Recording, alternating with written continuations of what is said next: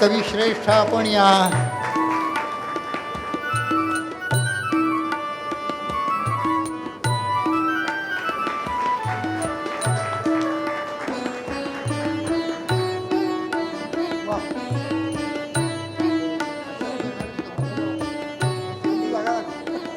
कोण आहे मध्ये हां, मला एक खुर्ची ठेवा राहिली तर पलीकडे ह्या ती मध्ये कसं ना हां या.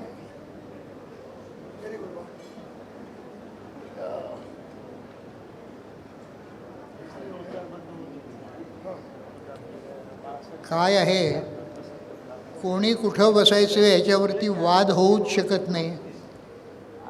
ब्रह्मा विष्णू महेश यांची जेवढी आवश्यकता असते आपल्याला, तसे ब्रह्मा विष्णू महेश इथे अवतरलेले आहेत. कोण कुठे बसतो याला विशेष महत्त्व नाही द्यायचं. आपलीच आहेत सगळी मंडळी, दोस्तीतली आहेत, सन्मानातली आहेत, प्रेमातली आहेत, अशी ही मंडळी आहेत. त्यामुळं तो मानापमान कुणी करून घेणार नाही याची मला खात्री आहे. आज आपण 2 वर्षानंतर भेटतो आहोत, 2.25 वर्षानंतर. आणि ह्या करोनाला घाबरून गेलेले सगळे पुरुष आपण घाबरलो नाही हे सिद्ध करण्यासाठी आज इथे जमले ज्यांना त्यांना आपापल्या पत्नीला घेऊन आलेले आहेत, याचा मला आनंद झालेला आहे. नाहीतर एवढ्या गर्दीची अपेक्षा नव्हती. वास्तविक गेल्या आठवड्यामध्ये याच वास्तूमध्ये एक कार्यक्रम झाला होता. योग किती छान आहे बघा.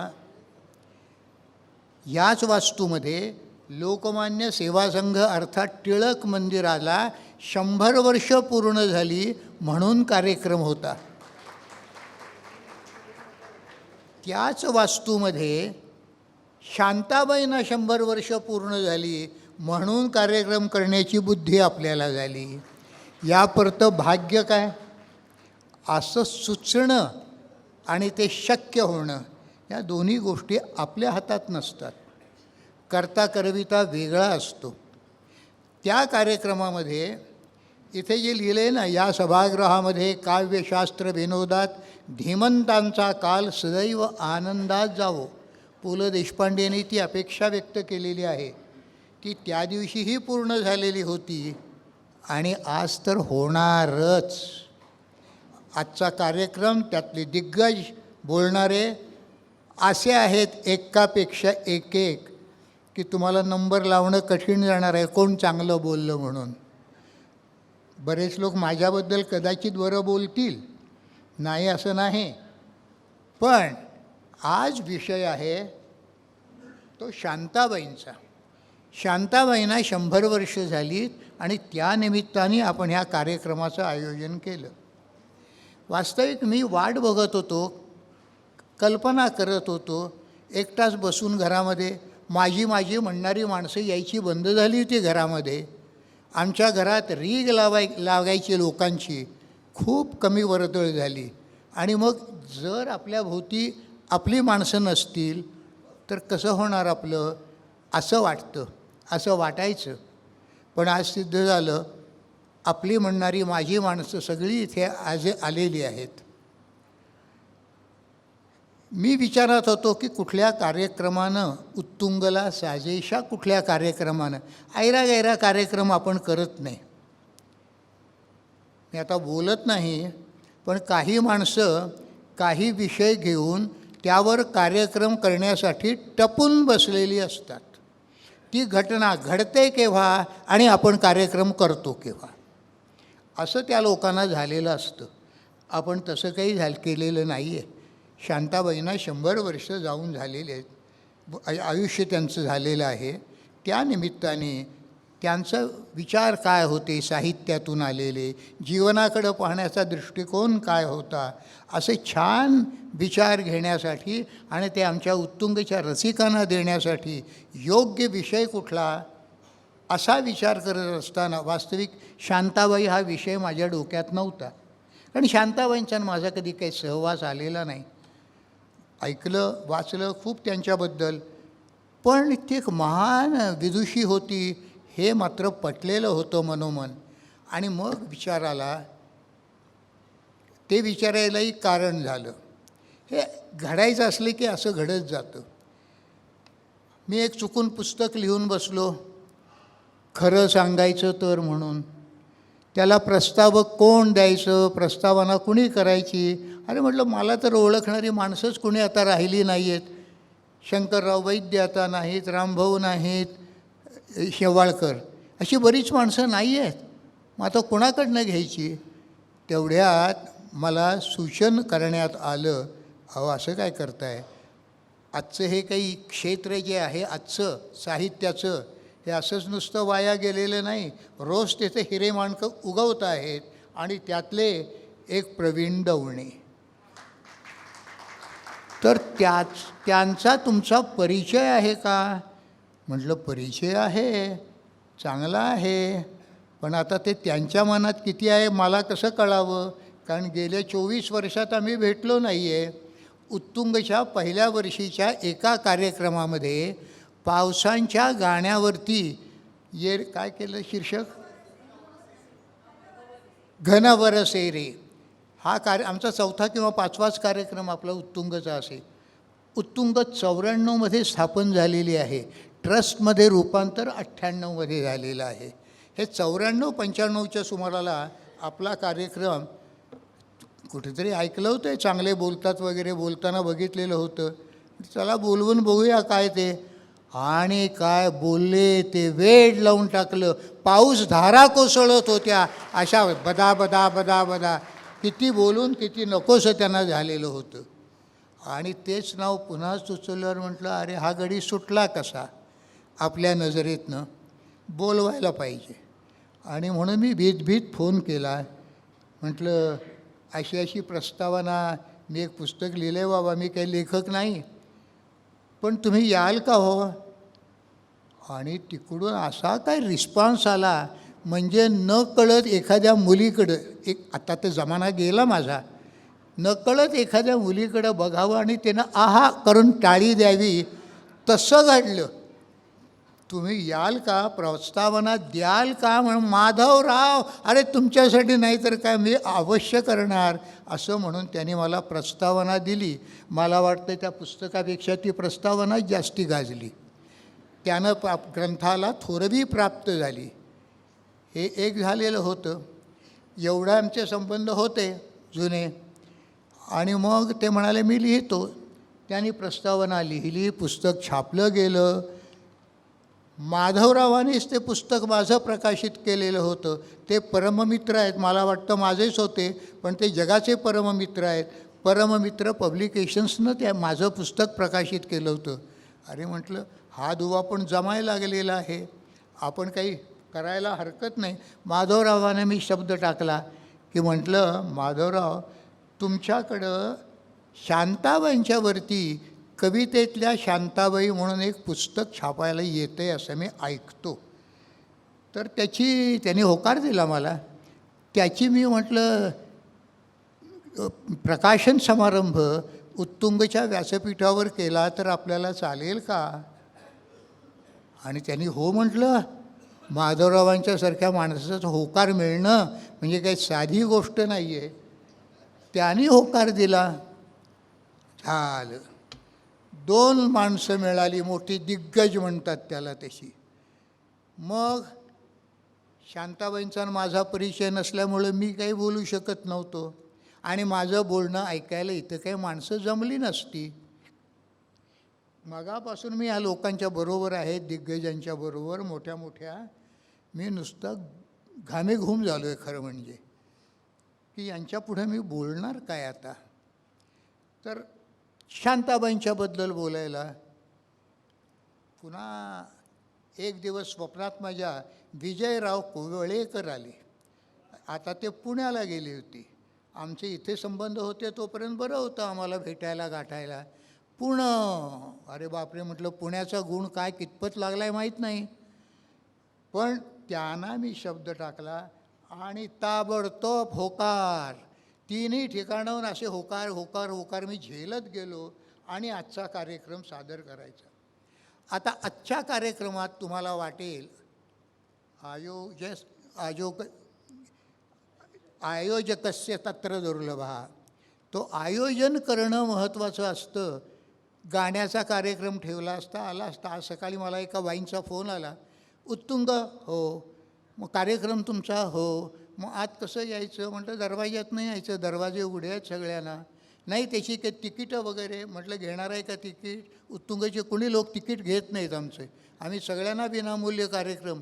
काय सांगताय? अहो म्हटलं 25 वर्ष देतो आहे, 400 कार्यक्रम दिलेत, कधी तिकीट नाही लावलं आम्ही. काय आवश्यकता नाही. आपल्याला 2 चांगले प्रायोजक मिळाल्यानंतर तिकीट लावावं लागतच नाही. मी तुम्हाला सांगतो, प्रायोजकांच्याकडनं एवढे पैसे मिळत असतात, तिकिटाची गरज नसते. आम्ही कधी लावलं नाही म्हटलं तिकीट. चला, ते आयोजक पण आम्हाला प्रायोजक पण मिळाले. आणि मग विजय कवळेकर, दवणे आणि माधवराव जोशी असे 3 दिग्गज मिळाल्यानंतर आता मी त्यांच्याशी वावरत असताना माझी काय परिस्थिती झाली ती तुम्हाला मी थोडं एका उदाहरणावरनं देतो, माझ्या जीवनात आलेल्या. मी लहान होतो, सगळेच लहान असतात. मी 11 वर्षांचा होतो, मिरजेला होतो. मिरजेच्या शाळेमध्ये मी 1 वर्ष शिकलो. आणि त्या शाळेमध्ये शिकत असताना त्याच वेळेला मिरज हायस्कूलमध्ये एक संगीत समारोह, म्हणजे काय म्हणतात त्याला, काव्य संमेलन म्हणा किंवा साहित्य संमेलन होतं.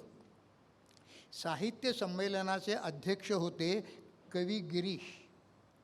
कारण ते सांगलीचेच, सांगलीकर तेवढंच बघतात, भाडं वाचते ना, तिथला पाहुणा मिळतो ना गावातला. गिरीश पाहुणे होते. आणि आणि मी काही आजही काही अक्कल नाही, त्यावेळेला किती असणार. पण आम्ही गेलो, म्हटलं बघूया काय ते, म्हणजे कुणीतरी आम्हाला ढकललं असणार, जात एक बघायला म्हणून. आणि मला हे पक्कं आठवतं मात्र, काही काही गोष्टी असतात त्या मनावर आपल्या बिंबवून जातात, कायमच्या बिंबून जातात. त्या संमेलनात आचार्य अत्रे आलेले होते. आणि आचार्य अत्रेंना मी काही ओळखत नव्हतो, त्यानंतरही कधी पाहिलं नाही. आम्ही सांगली मिरजे कवठे मंकाळमध्ये वाढलेली माणसं, कुठं अत्रेंना इकडं बघायला येऊ? आम्ही काही पाहिलं नव्हतं, भेटलो नव्हतो. 2-3 माणसं माझ्या आयुष्यातनं, आचार्य अत्रे, पुभा भावे यांच्यासारखी माणसांना मी मुकलो आहे याचं मला राहून राहून वाईट वाटतं. तर आचार्य अत्रे तिथे होते. आणि अत्र्यांना एक कविता म्हणायला प्रत्येकालाच म्हणायची होती. आचार्य अत्रेंनी एक कविता काढली की ती स्पॉन्टेनियसली लिहिली मला माहीत नाही, ती पुढं मला कुठं ऐकायला वाचायला मिळाली नाही. पण त्यातलं एक कडवं माझ्या पक्क लक्षात राहिले, पक्क लक्षात आहे अगदी. कदाचित तुम्ही सांगालच त्याच्या बाकीच्या ओळी राहिलेल्या काय आहेत त्या. अत्रेंनी त्यांच्या आवाजात, रुबाबात, थाटात उभा राहून ते गायला सुरुवात केली. करीत काव्य गायन पहिले होत अखेरील. करीत काव्य गायन पहिले होत अखेरील. रुष्ट सुंदरी हा होता विषय काव्य पूर्ण. रुष्ट सुंदरी हा होता विषय काव्य पूर्ण. सुंदरी सवे श्रोतेही जात ते निघून, जात ते रुसून. काव्य याहुनी परिणामी दुजे का मिळेल. सगळे प्रेक्षक निघून गेले अत्रे गायला लागल्यानंतर, असं अत्रेंनी कवितेत लिहिलेलं आहे. तसं मी बोलायला लागल्यानंतर प्रेक्षक उठून गेले तर मला काही आश्चर्य वाटलं नसतं. अजून बसले याचंच आश्चर्य आहे. तर अशा प्रकारे माझ्या जीवनामध्ये अत्रे डोकावलेले होते. आणि आता आपल्या ह्या कार्यक्रमाकडं मला वळायचे, नाहीतर ते म्हणतील आता अत्रे वगैरे गेले सगळे. हो, आजचं बोला. आज काय आहे? आज आपला प्रकाशन समारंभ आहे त्या पुस्तकाचा. कवितेतल्या शांताबाई, नाव पण काय आहे, एकदम डायरेक्ट विषय सांगून टाकला आहे. कवितेतल्या शांताबाई, इकडच्या तिकडच्या दुसऱ्या कसल्या नाही. आणि मग त्या कार्यक्रमाकडे जात असताना ही जी त्रिमूर्ती इथे बसलेली दिसते त्यांचं स्वागत करणं हे उत्तुंगचं काम आहे, आनंदाचा भाग आहे तो. आणि म्हणून मी त्या तिघांना महावस्त्र आणि पुष्पपरडी देऊन त्यांचं स्वागत करणार आहे. अलीकडे ती बाहुली द्यायचं आता मी बंद करणार आहे. अहो, ती बाहुली घरात आली ना स्मृतिचिन्ह म्हणून, आता एक कुठं ठेवू, आणि अशी परिस्थिती येते अशा दिग्गज लोकांना, ते म्हणतात आम्हाला त्याच्यापेक्षा एखादं घर द्या ना, म्हणजे आम्ही या वस्तू ठेवू तरी तुमच्या. आम्ही पण म्हणतो ना, पण काय करणार, घर कोणी देत नाही ना. अलीकडं बाहुल्या पण द्यायचं बंद केलेलं आहे. तेव्हा मी सुद्धा त्या बाहुल्या द्यायचं बंद केले. मनातल्या भावना आपल्या महावस्त्र आणि पुष्पगुच्छ यातून आपण पोचवू शकतो. सर्वप्रथम कविश्रेष्ठ प्रवीण दवणे, आशा, हो, आमच्या विश्वस्त आशा खाडीलकर या त्यांचं सत्कार करतील.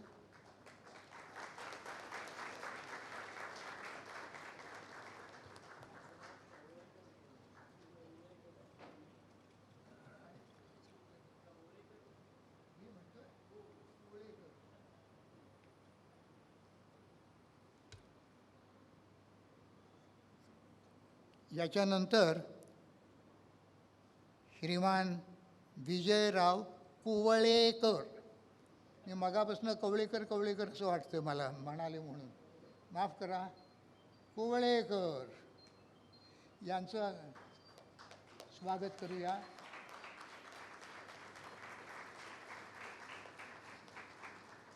आणि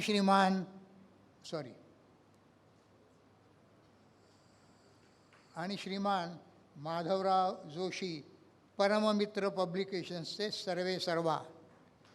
खरं सांगायचं तर या पदाच्या मानकरी त्यांच्या सौभाग्यवती आहेत, पण आपल्याकडं पुरुषप्रधान संस्कृती आहे.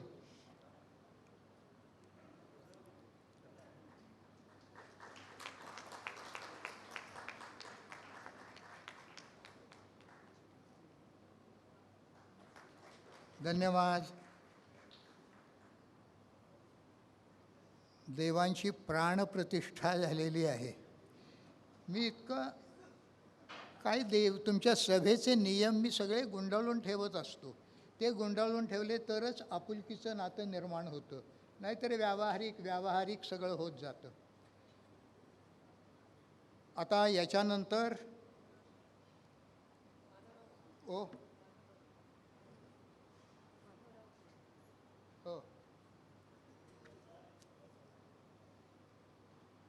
आता तिनं मला सूचना केली माधवराव, म्हणजे ते माधवराव बोलणार आहेत. माधवराव तुम्ही बाजूला बसा. हे मला आठवण करून दिली आता या वयामध्ये.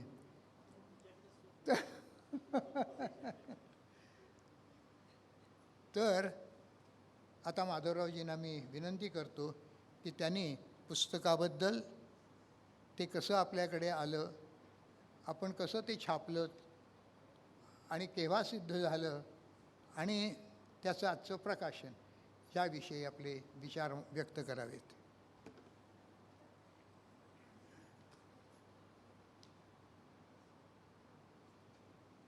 यावे.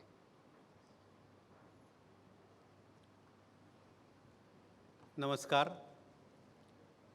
उत्तुंग परिवाराच्या ह्या सगळ्या, म्हणजे बसलेले ते उत्तुंग परिवाराचे सदस्यच आहेत, कारण एकमेकांना सगळेजण ओळखत आहेत आणि परिवार असल्याप्रमाणे ओळखत आहेत. आणि गेल्या 2-2.5 वर्षात नीट भेट न झाली आहे, प्रत्येकाच्या संवादातून व्यक्त होतं आहे. त्यामुळे ह्या आनंददायी क्षणामध्ये मी आपलं सगळ्यांचं स्वागत करतो. खरं सांगायचं तर सरांचंच पुस्तक आहे हे, 2 वर्षापूर्वी आलं आणि ते मी प्रकाशित करावं असं त्यांनी माझ्याकडे म्हटलं. मी म्हटलं मी ते वाचेन आणि नंतर काय ते ठरवेन. आणि पुस्तक तुमचं आत्मकथन आहे, ते मी वाचल्याशिवाय मी काही ठरवणार नाही. आणि ते फार अतिशय चांगलं असं पुस्तक आहे. आत्मकथन हे फार सुरेख आहे आणि खरं सांगायचं तर खरंच आहे. तर त्यामुळे ते मी केलं आणि त्याच्यानंतर आमचा स्नेह जुळला आणि माधवरावांचा स्वभाव असा आहे आणि आशाताईंचाही स्वभाव असा आहे की ते आपल्याला घरचं करून टाकतात. त्याप्रमाणे मी तसा त्यांचा झालेलो आहे. आणि आज त्यामुळे मला पुन्हा एकदा इथे यायला संधी दिली त्याबद्दलही मला खूप आनंद होतो आहे. एक जाता जाता सूचना अशी करतो सर की ह्या पुस्तकाला ह्या 2 वर्षानंतर म्हणजे कोविडमुळे अनेक जणांना फटका बसला, तसं ह्या पुस्तकाला एक खरं सांगायचं तर ह्या पुस्तकाला थोडासा फटका बसला. कारण त्याचा जितका प्रचार व्हायला पाहिजे होता तितका तो होऊ शकला नाही, कारण कार्यक्रमही होऊ शकले नाहीत. पण मी सरांना विनंती अशी करेन की त्याचं अभिवाचन करावं, कारण गेल्या 3-4 महिन्यात मला जे माणसं भेटली त्यांना मी त्यातले काही उतारे वाचून दाखवले आणि त्यातल्या काही कथाही मी सांगितल्या. तर त्या त्यांना इतक्या आवडल्या की अरे हे कुठे आहे, म्हटलं हे पुस्तकात आहे, ते पुस्तक घ्या आणि मग मला सांगा. तर असं हे पुस्तक आहे. त्यामुळे हे त्यांनी विनंती माझी मान्य करावी अशी पुन्हा एकदा मी त्यांना विनंती करतो की त्यांनी त्याचं अभिवाचन करावं. कारण त्यातला प्रत्येक प्रसंग असा चित्रदर्शी आहे की त्याच्यावर कोणी इथे सिनेमा प्रोड्युसर असतील तर सिनेमा प्रोड्यूस व्हावा, सिरियल प्रोड्यूस व्हावी असं मला वाटतं. आता ह्याच्यानंतर आपलं जे आजचं पुस्तक आहे त्याच्याबद्दल बोलतो. असंच आम्ही साहित्य यात्रा म्हणून एक आमच्या इथे प्रदर्शन भरतं नेहमी. त्या प्रदर्शनाला आमची पुस्तकं असतात तिथे आपलंही पुस्तक आहे. आणि तिथे ते गेले असताना दवणे सर तिथे आले होते. मला कोणीतरी सांगितलं दवणे सर आलेत. आमची तशी काय समक्ष भेट कधी झालेली नव्हती, ठाण्यात असून देखील, पण नव्हती झाली, कारण ते नाही झाली हे खरं आहे. तर ते आले होते. तर त्यांना मी म्हटलं मी माधव जोशी असं आहे, नमस्कार वगैरे झाले. आणि त्यांना आम्ही आत्ताच नुकतंच एक पुस्तक प्रकाशित केलं होतं त्यावेळेला, ते त्यांना भेट म्हणून दिलं. तर त्यांनी ते घेतलं आणि मग ते बाकीची पुस्तकं वगैरे बघायला गेली. मी माझ्या ह्याच्यात राहिलो आणि नंतर एक 5-7-10 मिनिटांनी ते माझ्याकडे आले की आपण जरा बोलूया. म्हटलं काय आहे? नाही म्हणे मी शांताबाई शेळकेंवर, कारण त्यांची जन्मशताब्दी आता सुरू होती आहे, त्यांच्यावर मी पुस्तक लिहिणार आहे आणि ते तुम्ही प्रकाशित करावं असं मला वाटतं. म्हटलं हे चांगली गोष्ट आहे, पण मी ते पुन्हा एकदा त्यांनासुद्धा मी नम्रपणे सांगितलं की मी वाचल्याशिवाय काही सांगणार नाही तुम्हाला. आणि मग त्यांनी एक 10-12 दिवसांनी मला ते पुस्तक म्हणजे त्याचं हस्तलिखित दिलं. आणि मला शांताबाईंच्याबद्दल म्हणजे सगळ्यांना जशी ओढ, आस्था आणि आवड असते तशीच मलाही आहे. आणि म्हटलं ठीक आहे बघूया आपण. आणि ते पुस्तक बघितल्यावर म्हटलं नाही हे आपल्याला करायलाच पाहिजे, केलंच पाहिजे. तसं त्यांना मी लगेच कळवलं की मी हे करतो आहे. मग आमची बाकीचे पुढच्या गोष्टी सुरू झाल्या. याला कोण मुखपृष्ठ करेल, कसं मुखपृष्ठ असावं. मी सरांची काय आधीची पुस्तकं बघितली होती, ती मुखपृष्ठ ठीक आहेत म्हणजे माझ्या पसंतीची नव्हती. आणि आमच्या पुस्तकांची साधारणपणे मुखपृष्ठ चांगली करावीत, सगळ्यांचाच तसा प्रयत्न असतो, माझाही असतो. तर मी इथलाच अंधेरीच्या इथला रघुवीर कुल म्हणून मोठा आर्टिस्ट आहे, त्याला सांगितलं, इथले विश्वास महाशब्द आहेत त्यांचे इथे मित्र आहेत, तर त्यांना मी सांगितलं की असं असं एक पुस्तक आहे आपल्याला ते करायचं आहे. तर त्यांनी ते मला स्क्रिप्ट पाठवायला सांगितली. आणि त्याच्यात आमच्या दवणे सरांच्याबरोबर चर्चेबरोबर असंही होतं की त्याच्यात जी चॅप्टर्स आहेत, जे प्रकरणं आहेत, त्याच्यावरही काही रेखाचित्र किंवा काही काढता आलं तर बघा. त्यानुसार मग त्या रघुवीरनी मुखपृष्ठ केलं. आता ते माझ्या पठडीतलं नक्की होतं, पण सरांच्या पठडीतलं होतं की नाही मला काही कल्पना नाही. म्हणून मी जरा साशंक होतो. म्हटलं सरांना आवडतं की नाही. तर त्यांना ते आवडलं असं ते मला म्हणाले. बाकीच्या मी 5-6 जणांना सांगितलं की कसं वाटतं आहे. ते काही म्हणाले हे ॲबस्ट्रॅक्ट वाटतं आहे. म्हटलं म्हणजे ठीक आहे, तुला कळलं नाही ना म्हणजे ठीक आहे असं मग मी म्हणेन. ते ॲबस्ट्रॅक्ट काही नाही, सरळ शांताबाई लिहिलेलं आहे. पण ठीक आहे, त्याचं ते मत होतं. पण ते त्याला असं नेहमीचं नाही वाटलं, हा त्याचा अर्थ होता त्याच्या बोलण्याचा. आणि त्यामुळे ते मुखपृष्ठ असं माझ्या दृष्टीने खूप चांगलं झालेलं आहे. रघुवीरलाही स्वतःला ते खूप आवडलं. आणि त्यातली आतली जी चित्रं आहेत व्यक्त करणारी, तीसुद्धा चांगली झालेली आहेत, प्रकरणानुसार झालेली. आणि अशा रीतीने हे पुस्तक सिद्ध झालं. आणि त्यांना आम्ही 2-3 त्याची प्रूफ रिडिंग झाली. सरांनीसुद्धा ते शेवटी वाचलं आणि ते म्हणाले आता हे सगळं योग्य झालं आहे. म्हटलं आता ते मी प्रकाशित करतो. आणि आज त्याचा आपल्याला मुहूर्त लाभतो आहे की त्याचं प्रकाशन आज इथे होतं आहे. सांगायची चांगली गोष्ट म्हणजे मला ईमेलवरती हे पुस्तक प्रकाशित होतं आहे त्या व्यक्तीला कुठून कळलं, ते अमेरिकेत असतात. ते म्हणाले की मला शांताबाईंनी शिकवलेलं आहे, त्यामुळे शांताबाईंची पुस्तकं मी घेणार आहे. आणि म्हणून त्यांनी 10 नावं दिली. या 10 नावांना तुम्ही ते मुंबईतच राहतात त्यांना तुम्ही ही पुस्तकं पाठवा. त्यामुळे 10चं बुकिंग आधीच झालेलं आहे. आता अशीच हे होत राहतील असं मला वाटतं. आत्ताही तिथे काउंटरवर मी गेलो होतो तर पुस्तकं घेत आहेत असं मला कळलं. असाच प्रतिसाद सगळ्यांकडनं चांगला मिळेल असं मला वाटतं. आज ह्या कार्यक्रमाबद्दल आणि या कार्यक्रमामध्ये मला बोलायला संधी दिली त्यामुळे उत्तुंग परिवाराचे मी आभार मानतो. कुवळेकर सरांचे आभार मानतो आणि दवणे सरांचे आभार मानतो. धन्यवाद. धन्यवाद. मला वाटतं माधव नावाचाच महिमा आहे. या नावाच्या व्यक्ती बोलण्यात अतिशय परखड आणि कामात अतिशय काटेकोर असतात, याचा प्रत्यय मला वाटतं आपण मंचावर घेऊ शकतो. यानंतर अर्थातच प्रकाशनाच्या क्षणाकडे आपण वळतो आहोत आणि ज्या पुस्तकाचं स्वागत करायला आपण उत्सुक आहोत, परममित्र पब्लिकेशन्स. खरोखरच साहित्य हा आपणा सगळ्यांचा परममित्र असावा आणि त्याच्यासारखी मैत्री दुसरी नाही, हा हेतू बाळगून जी उत्तमात उत्तम पुस्तकं परममित्र आपल्यासमोर आणतं आहे, त्यात भर पडते आहे आज या कवितेतल्या शांताबाई पुस्तकाची. प्रवीण दवणे लिखित. मी सर्व मान्यवरांना विनंती करते की त्यांनी पुस्तकाचं प्रकाशन करावं.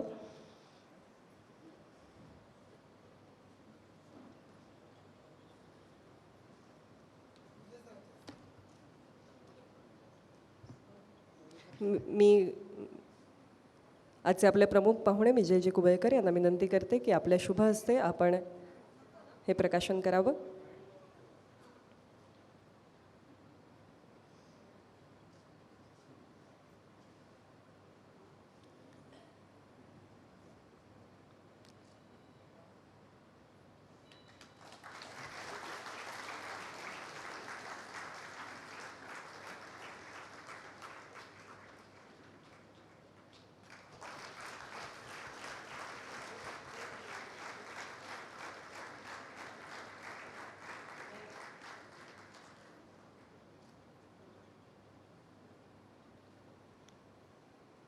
छायाचित्रकारांनी आपल्या कॅमेऱ्यातून आणि आपण आपल्या नजरेमधून हा क्षण टिपलेला आहेच आणि प्रत्यक्ष हे पुस्तक हातात घेऊन पाहायला, त्यातल्या शांताबाई अनुभवायला आपण सगळेच उत्सुक आहोत. खरं तर गाण्यामधल्या शांताबाई आपल्याला अतिशय परिचित आहेत. लोकप्रिय गाणी ऐकत ऐकत आपण मोठे झालो आहोत. पण असं अनेकदा होतं की या गाण्यांच्या लोकप्रियतेमुळे कदाचित शांताबाईंच्या कवितेकडे आपलं जर किंचित दुर्लक्ष झालं असेल तर, किंवा काही लोकप्रिय कविता वगळता इतर कविता जर आपल्यापर्यंत पोहोचल्या नसतील तर या पुस्तकातून दवणे सरांच्या रसास्वादी शैलीतून त्या नक्कीच आपल्यापर्यंत पोहोचणार आहेत. आणि म्हणून प्रत्येकाने हे पुस्तक, आत्ताच शुभशकुनाचा उल्लेख झाला, पहिलं बुकिंग झालेलं आहे, तर मला वाटतं प्रत्येक घरी हे पुस्तक असावं आणि पार्लेकर रसिकांच्या घरी तर ते असलंच पाहिजे. यानंतर अर्थातच आजच्या दोन्ही वक्त्यांना ऐकण्यासाठी आपण उत्सुक आहोत. पण माधवजींनी सांगितलं त्याप्रमाणे कार्यक्रमाचा क्रम आपुलकीने आपण बदलत असतो, तर त्या पद्धतीने तो बदलून मी विजयजींना आधी बोलण्याची विनंती करणार.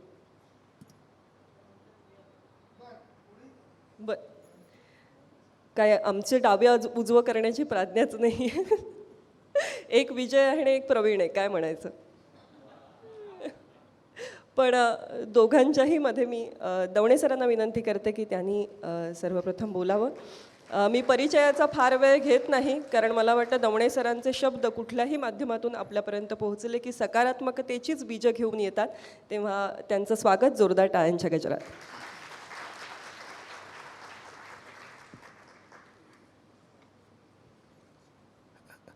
नमस्कार, मनपूर्वक नमस्कार. माझ्या असण्याची मला शब्द देती ग्वाही, शब्दाहून वेगळी मी नाही नाही नाही. खरं म्हणजे शांताबाईंच्याबद्दल बोलणं म्हणजे पुन्हा त्यांच्या कवितेबद्दलच बोलणं आहे. कारण कविता ही केवळ त्यांची अभिव्यक्ती नव्हती, ते त्यांचं आयुष्य होतं. बालपणी पाठ्यपुस्तकाच्या पाऊलवाटेनं अगदी 3री-4थीच्या वयात पावसाच्या धारा येती झरा झरा, झाकळले नभ सोसाट्याचा वारा, रस्त्यांनी ओहळ जाती खळखळ, असे शब्दात नुपूर बांधून शांताबाईंचे शब्द त्या बालपणाच्या अंगणात रुणझुणायला लागले. आणि कविता म्हणजे नेमकं काय असतं, किंवा पाठ्यपुस्तकात एक विभाग गद्य आणि एक 70-80 पानांनंतर एक मधलं पान सोडून पद्य, एवढाच काही गद्य आणि पद्यामध्ये फरक असतो का? हे जेव्हा माहिती नव्हतं त्या वयात शांताबाईंच्या कवितेनं भुरळ घातली.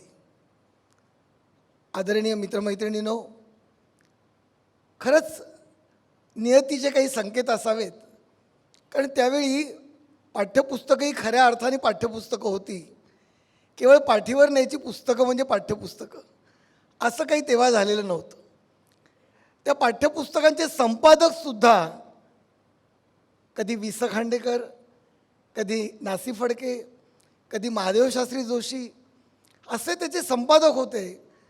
त्यामुळे त्या वेच्यांची निवडही वेचक असे. आज हे सांगितल्यावर तुम्हाला आनंद होईल की दोन जर समोरच्या मराठी शाळा असतील तर इतर सगळी पुस्तकं पुढच्या इयत्तेत जाताना आपण सेकंड हँड म्हणून देऊन टाकायचं आणि उरलेल्या 1/3 पैशात आपण पुन्हा दुसऱ्या इयत्तेची सेकंड हँड पुस्तकं घ्यायचो. अशी ती आर्थिक परिस्थिती होती. पण परिस्थितीच्या त्या गरिबीला मनस्थितीची श्रीमंती दिली त्या पाठ्यपुस्तकाने. आणि त्यामुळे हे सगळे साहित्यिक कधी चित्रांद्वारे, आज आपण इतकं सुरेख छायाचित्र त्यांचं बघतो आहे. मगाशी कार्यक्रम सादर होत असताना त्या ठिकाणी जणू काही त्या वा म्हणतायत अशी जाणीव व्हावी इतकं ते बोलकं आहे. परंतु त्या पाठ्यपुस्तकात असं छायाचित्र नव्हतं, ते रेखाचित्र होतं. आणि मोठं कुंकू लावलेल्या आणि एक पदर घेतलेल्या अशा आपल्या आजी किंवा मावशी असाव्यात असं एक लळा लावणारं व्यक्तिमत्व त्या निमित्ताने आम्हा विद्यार्थ्यांच्या आयुष्यात आलं. मित्रहो, पुढे काय ठरवलेलं असं नियतीने ते आपल्याला खरंच माहिती नसतं. आणि म्हणूनच की काय, त्या कवितांचं बोट धरून आकाशवाणी जेव्हा देववाणी होती त्या काळात कानाची पण दृष्टी झाली. मग कधी माडगुळकरांचं गीतरामायण असेल, पाडगावकरांचं श्रावणात घननिळा असेल, आणि सगळी गाणी ऐकता ऐकता तोच चंद्रमासारखं किंवा अशी भावगीतं ही कानांच्या डोळ्यांनी आम्ही पाहिली. हे सगळं सांगण्याचं कारण असं की शब्दांशी मैत्र जडता जडता ती व्यक्ती पण आपल्या आयुष्यात येईल हे खरंच त्या वयात तरी माहिती नव्हतं. कारण त्या वयात आणि त्या परिस्थितीत ती स्वप्नंसुद्धा पापण्यांना पेलवणारी नव्हती. आणि म्हणून ती सोबत घेऊन एक वेगळी आतली समृद्धी माझ्या पिढीने आणि इथे समोर बसलेल्या अनेकांनी अनुभवली. आणि त्या सगळ्या आनंदाचं, त्या सगळ्या कवितेनं दिलेल्या विलक्षण अशा संचिताचं कुठेतरी ऋण फेडावं ही अभिप्सा, ही ओढ माझ्या मनात कितीतरी वर्ष रुजली असली पाहिजे. आणि अर्थातच मग भाग्य येत गेलं. सुरुवातीला पाहिलं ते त्याला साहित्य संमेलनात. आणि गंमत अशी, आज तो अनुभव मला अनुभवताना इथे पु ल देशपांडे सभागृहात मला तो सांगावासा वाटतो. कारण पु ल देशपांडे आणि शांताबाईंची एक मजेशीर जुगलबंदी आधी झालेल्या पुण्याच्या साहित्य संमेलनात मी विद्यार्थी असताना अनुभवली. परिसंवादाचा विषय होता विनोद. आणि दमा मिराजदारांपासून शंकर पाटील सगळे साहित्यिक बोलायला होते. शांताबाई तिथे वक्त्या म्हणून होत्या आणि त्या जरा खटाळपणे डोक्यावरचा पदर असा सारख्या करत म्हणाल्या की असं म्हणतात की स्त्रियांना विनोद समजत नाही, पण मी स्त्री असूनही मला विनोद समजतो आणि मला आवडतो.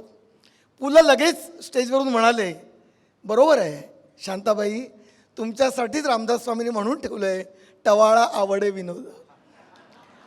मित्र हो, हे सांगायचं कारण असं, साहित्यिकांच्यामध्ये किती निर्मळ आणि निखळ नातं खरं तर असतं त्याचं प्रत्यंतर त्या ठिकाणी मिळालं. आणि बघा तुम्ही, आज माझ्या दृष्टीनं एक लेखक म्हणून, एक कवी म्हणून, एक कवितेवर प्रेम करणारा, निस्सीम कवितेचा चाहता म्हणून हा एक भाग्ययोग आहे.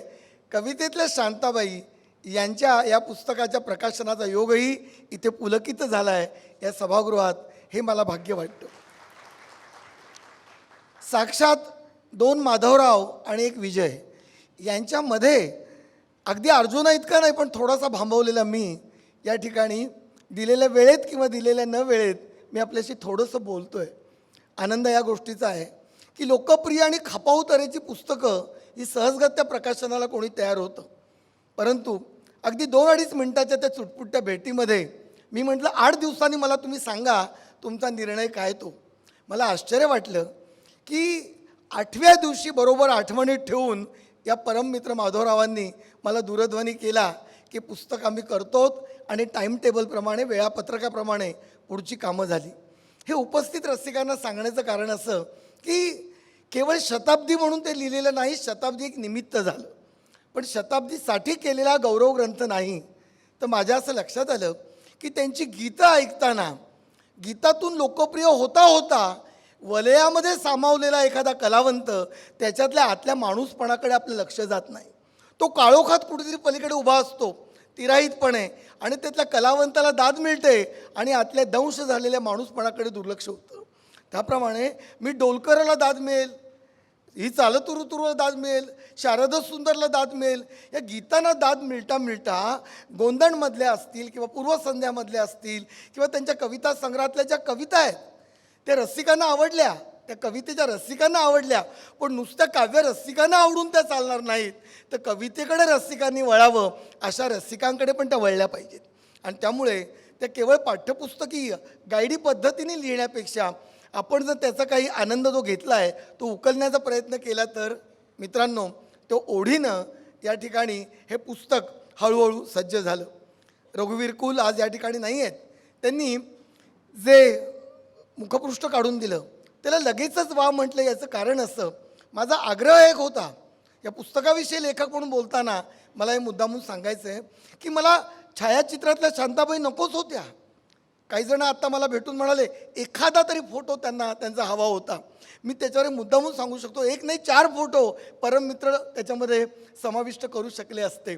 परंतु दरवेळेला दिसणारा चेहरा दिसण्यापेक्षा सुद्धा कवितेमध्ये आडवळणानी वळणानी पाऊल वाटेनी काळोखात हरवलेला, कधी वीज झेलणारा, कधी काट्यात सलणारा, कधी फुलांनी सुखावणारा असा एक थोडा जो चेहरा आहे तो जर तुम्हाला दिसला तर दिसणारा चेहरा आज आहे उद्या नाही, पण कवितेतला चेहरा मात्र कायम राहणार आहे, तो तुमच्या सोबतीला असावा, अशा प्रकारची अपेक्षा होती. आणि म्हणून या ठिकाणी मी ते स्पष्ट करतो. म्हणून त्या मुखपृष्ठाला मी वा म्हटलं. त्यानंतर मला आश्चर्य वाटलं, आज या ठिकाणी मी ते ऋण व्यक्त करतो. यामध्ये कुठल्याही तऱ्हेचा औपचारिकपणा कृपया तुम्ही मानणार नाही, कारण आम्ही किती मनमोकळे आहोत, कवितेवर प्रेम करणारे हे आपण तुम्ही पाहतात. मला नेहमी वाटतं आणि माझं नेहमी म्हणणं असतं, पुन्हा पुन्हा मी ते म्हणतो आणि कदाचित माझ्या आधीच्या श्रोत्यांना असं वाटेल की ती पुनरुक्ती आहे, पण त्याला पर्याय नाही आहे. आपलं उद्दिष्ट जर शुद्ध असेल, सात्विक असेल, तर नियती कुठेतरी तुम्हाला शुभसंकेत देते आणि तीच त्याला वाढवण्याचं ठरवते. आपोआपच कृष्ण जर वाढायचा असेल, विकसित व्हायचा असेल, तर आपोआपच यमुना अशी वेगळी होते आणि वसुदेवाने तो नेताना तो पहिलं तरी जातो, हे होऊ शकतं. त्यामुळे या सगळ्या जागतिक अडचणींच्या काळामध्ये पण इतकं आश्चर्य घडलं, जरा त्या अडचणीचं कवाड मोकळं होतं ना होतो ते अचानकच दुसऱ्या माधवरावांचा, आता पहिले माधवराव आणि दुसरे माधवराव करायला मी काही पेशवाईच जात नाही, परंतु आमच्या या ठिकाणच्या उत्तुंगाच्या माधवरावांचा, खाडीलकर साहेबांचा मला फोन आला आणि अचानकच त्यांनी तो धक्का दिला. तो या ठिकाणी आजच्या मराठीत मी शेअर करतो आहे. याचं कारण असं की हे प्रकाशन आम्ही करतो आहे, प्रवीण तुम्हाला आवडेल का? मी आता प्रकाशन होणं किंवा पुस्तकाची संख्या यांनी मोरून जाण्याचं माझं पुस्तकांचंही वय नाही आणि माझंही नाही, परंतु माझ्या मनातलं लेखन पोहोचवण्यासाठी साक्षात उत्तुंग संस्था तयार होते. माधवराव आणि आशाताई या युगुदाव या जोडप्यावर माझं मनापासून प्रेम आहे, श्रद्धा आहे. त्यांचं जे आपण सुरुवातीचं जे एक उद्दिष्ट गीत तुम्ही ऐकलं, तुमच्या लक्षात आलं असेल की जे उदात्त उन्नत म्हणजे कुठेतरी स्वातंत्र्यवीर सावरकरांच्या स्पर्शाचं त्या तेजाचं ते गीत आहे. आणि असं असणाऱ्या एका कुटुंबाला, एका उत्तुंग कुटुंबाला विलेपार्ल्यामध्ये लोकमान्य सेवा संघात पुलंच्या या सभागृहामध्ये अशा तऱ्हेचा सोहळा करावासा वाटतो. आणि सगळी कवाडं उघडून लवकर लिफ्ट न मिळता पण सरस्वती सगळ्यांना लिफ्ट देते आणि इथे तुम्ही येता, ही गोष्ट ही शुभसूचक आहे. आणि म्हणून या खाडीलकर दाम्पत्याचं मी अक्षरशः ऋणी आहे आणि साष्टांग भावे ऋणी आहे. कदाचित कुणाला ही लीनता थोडी जास्त वाटेल, पण अलीकडे उद्धटताच इतक्या नम्रतेने मांडली जाते की तसं वाटण्याचा पण तो काळ होऊ शकतो. पण मला सांगायचं हे की हे भाग्य आहे, शांताबाईंचे आशीर्वाद आहेत की त्यांना तसं वाटलं. आणि कणाचाही स्वार्थ नसताना, काही त्यांना याच्यातून साधायचं नाही आहे, काय मिळणार आहे त्यांना वैयक्तिक प्रसिद्धी वेगवेगळ्या पद्धतीने मिळालेली आहे, हे सगळं असताना माधवराव तुम्ही हे स्वीकारलं. आशाताई तुम्ही आणि उत्तुंग परिवाराचा मी खरंच ऋणी आहे, आभारी आहे. मला मुद्दामून या ठिकाणी सांगायचं होतं आणि ते सांगून मी हलकेच पुढे जातो. गंमत अशी झाली की एक गुरुचं ऋण फेडण्याचा सुद्धा एक वेगळा प्रयत्न आहे. कारण माझ्या पिढीचे जे एक कवितेतले आणि गीतातले आदर्श होते ते बरेच आहेत, पण ते बोलायला काही आजची वेळ नाही. आणि ही संध्याकाळ विजयरावांचं ऐकायला मी आपल्याप्रमाणे उत्सुक असल्यामुळे आपोआपच ते घड्याळ मी थोडंसं पाळणार आहे. किंचित थोडंसं जरासं बदलू शकतं, कारण निवृत्त का होईना मी प्राध्यापक होतो. तेव्हा मला सांगायचं आहे की ते गुरु ऋण कसं, तर याचं कारण आहे की त्यांच्यावर प्रेम करता करता, त्यांच्या वलयावर प्रेम करता करता, आणि मला नेहमी असं वाटायचं, थोडंसं तुम्हाला आजही बालिश वाटेल, मी घरामध्ये पण बोलतो, डोक्यावर पदर घेतलेली एखादी बाई हातनगा लावूयासाठी साडीलासारखं, की हाऊस ऑफ बॉम्बुडोर असं घरकुलमधलं गाणं, पप्पा सांगा कुणाचे, ही जुळतच नाही. म्हणजे असं नाही आहे की तो चेहरा आणि ते जुळावं म्हणून त्यांनी जीन पॅन्ट घालून असं काहीच गाणं लिहायला पाहिजे, असं माझं म्हणणं नाही आहे. पण एक आपल्या डोळ्यापुढचे जे संकेत असतात की एखाद्या आजी नऊवारी घातलेली जर ड्रायव्हिंग करताना दिसली तर आजही आपण 2022मध्ये चपापतो, तशी त्यांनी गाणी लिहिली. त्यामुळे त्या माझ्या विशीमध्ये मला जे आकर्षण त्यांना होतं, आदर तर होतंच पण आकर्षणच मला होतं. आणि मी महर्षी दयानंद कॉलेजमध्ये परळला जाऊन धडकलो आणि तिथे मी एक न विसरू शकणारं दृश्य पाहिलं.